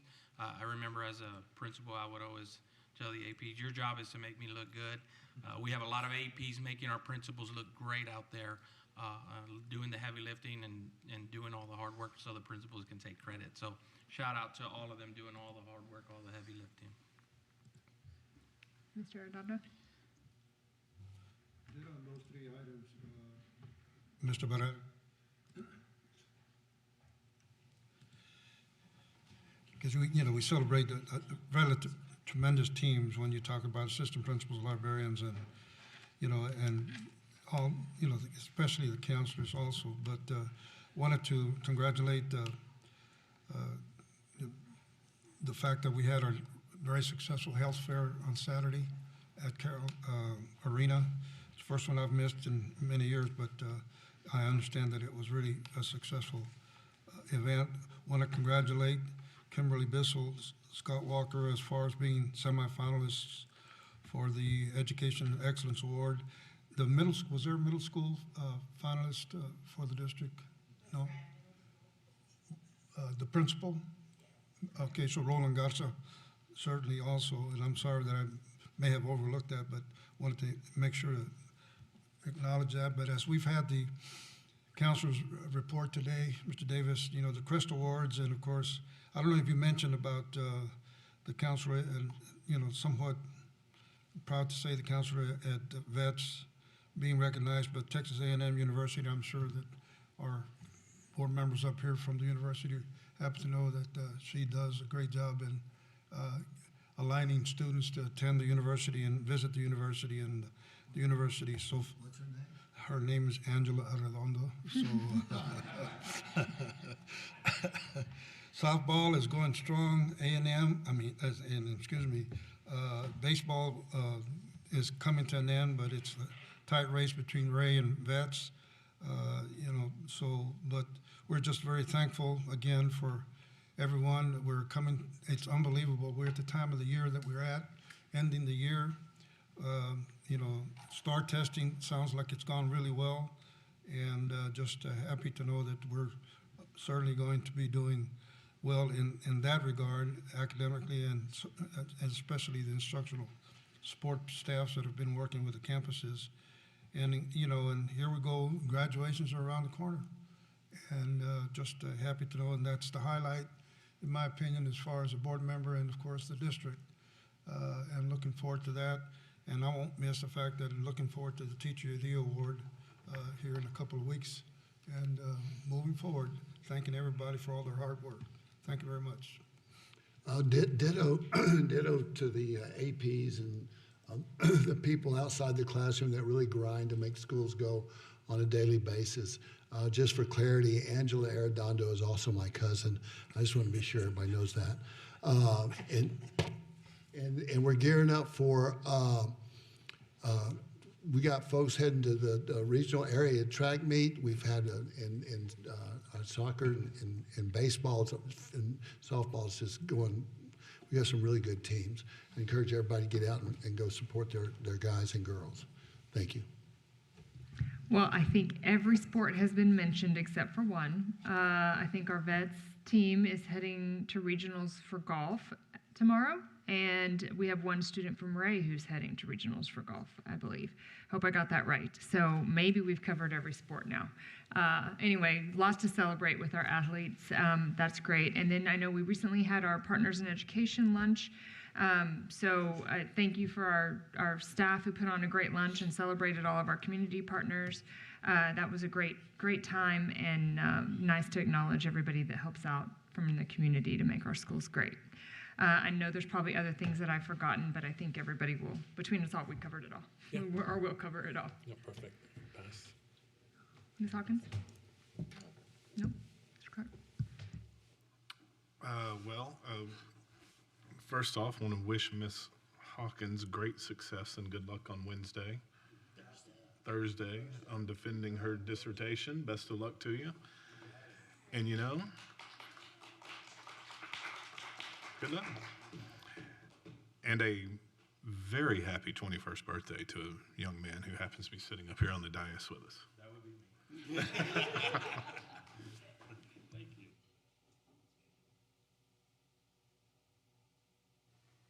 No, I've got nothing. Just happy birthday, Dr. H.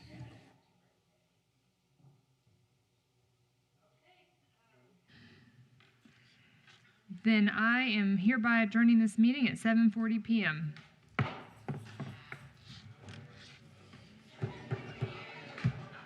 didn't read all mine. Happy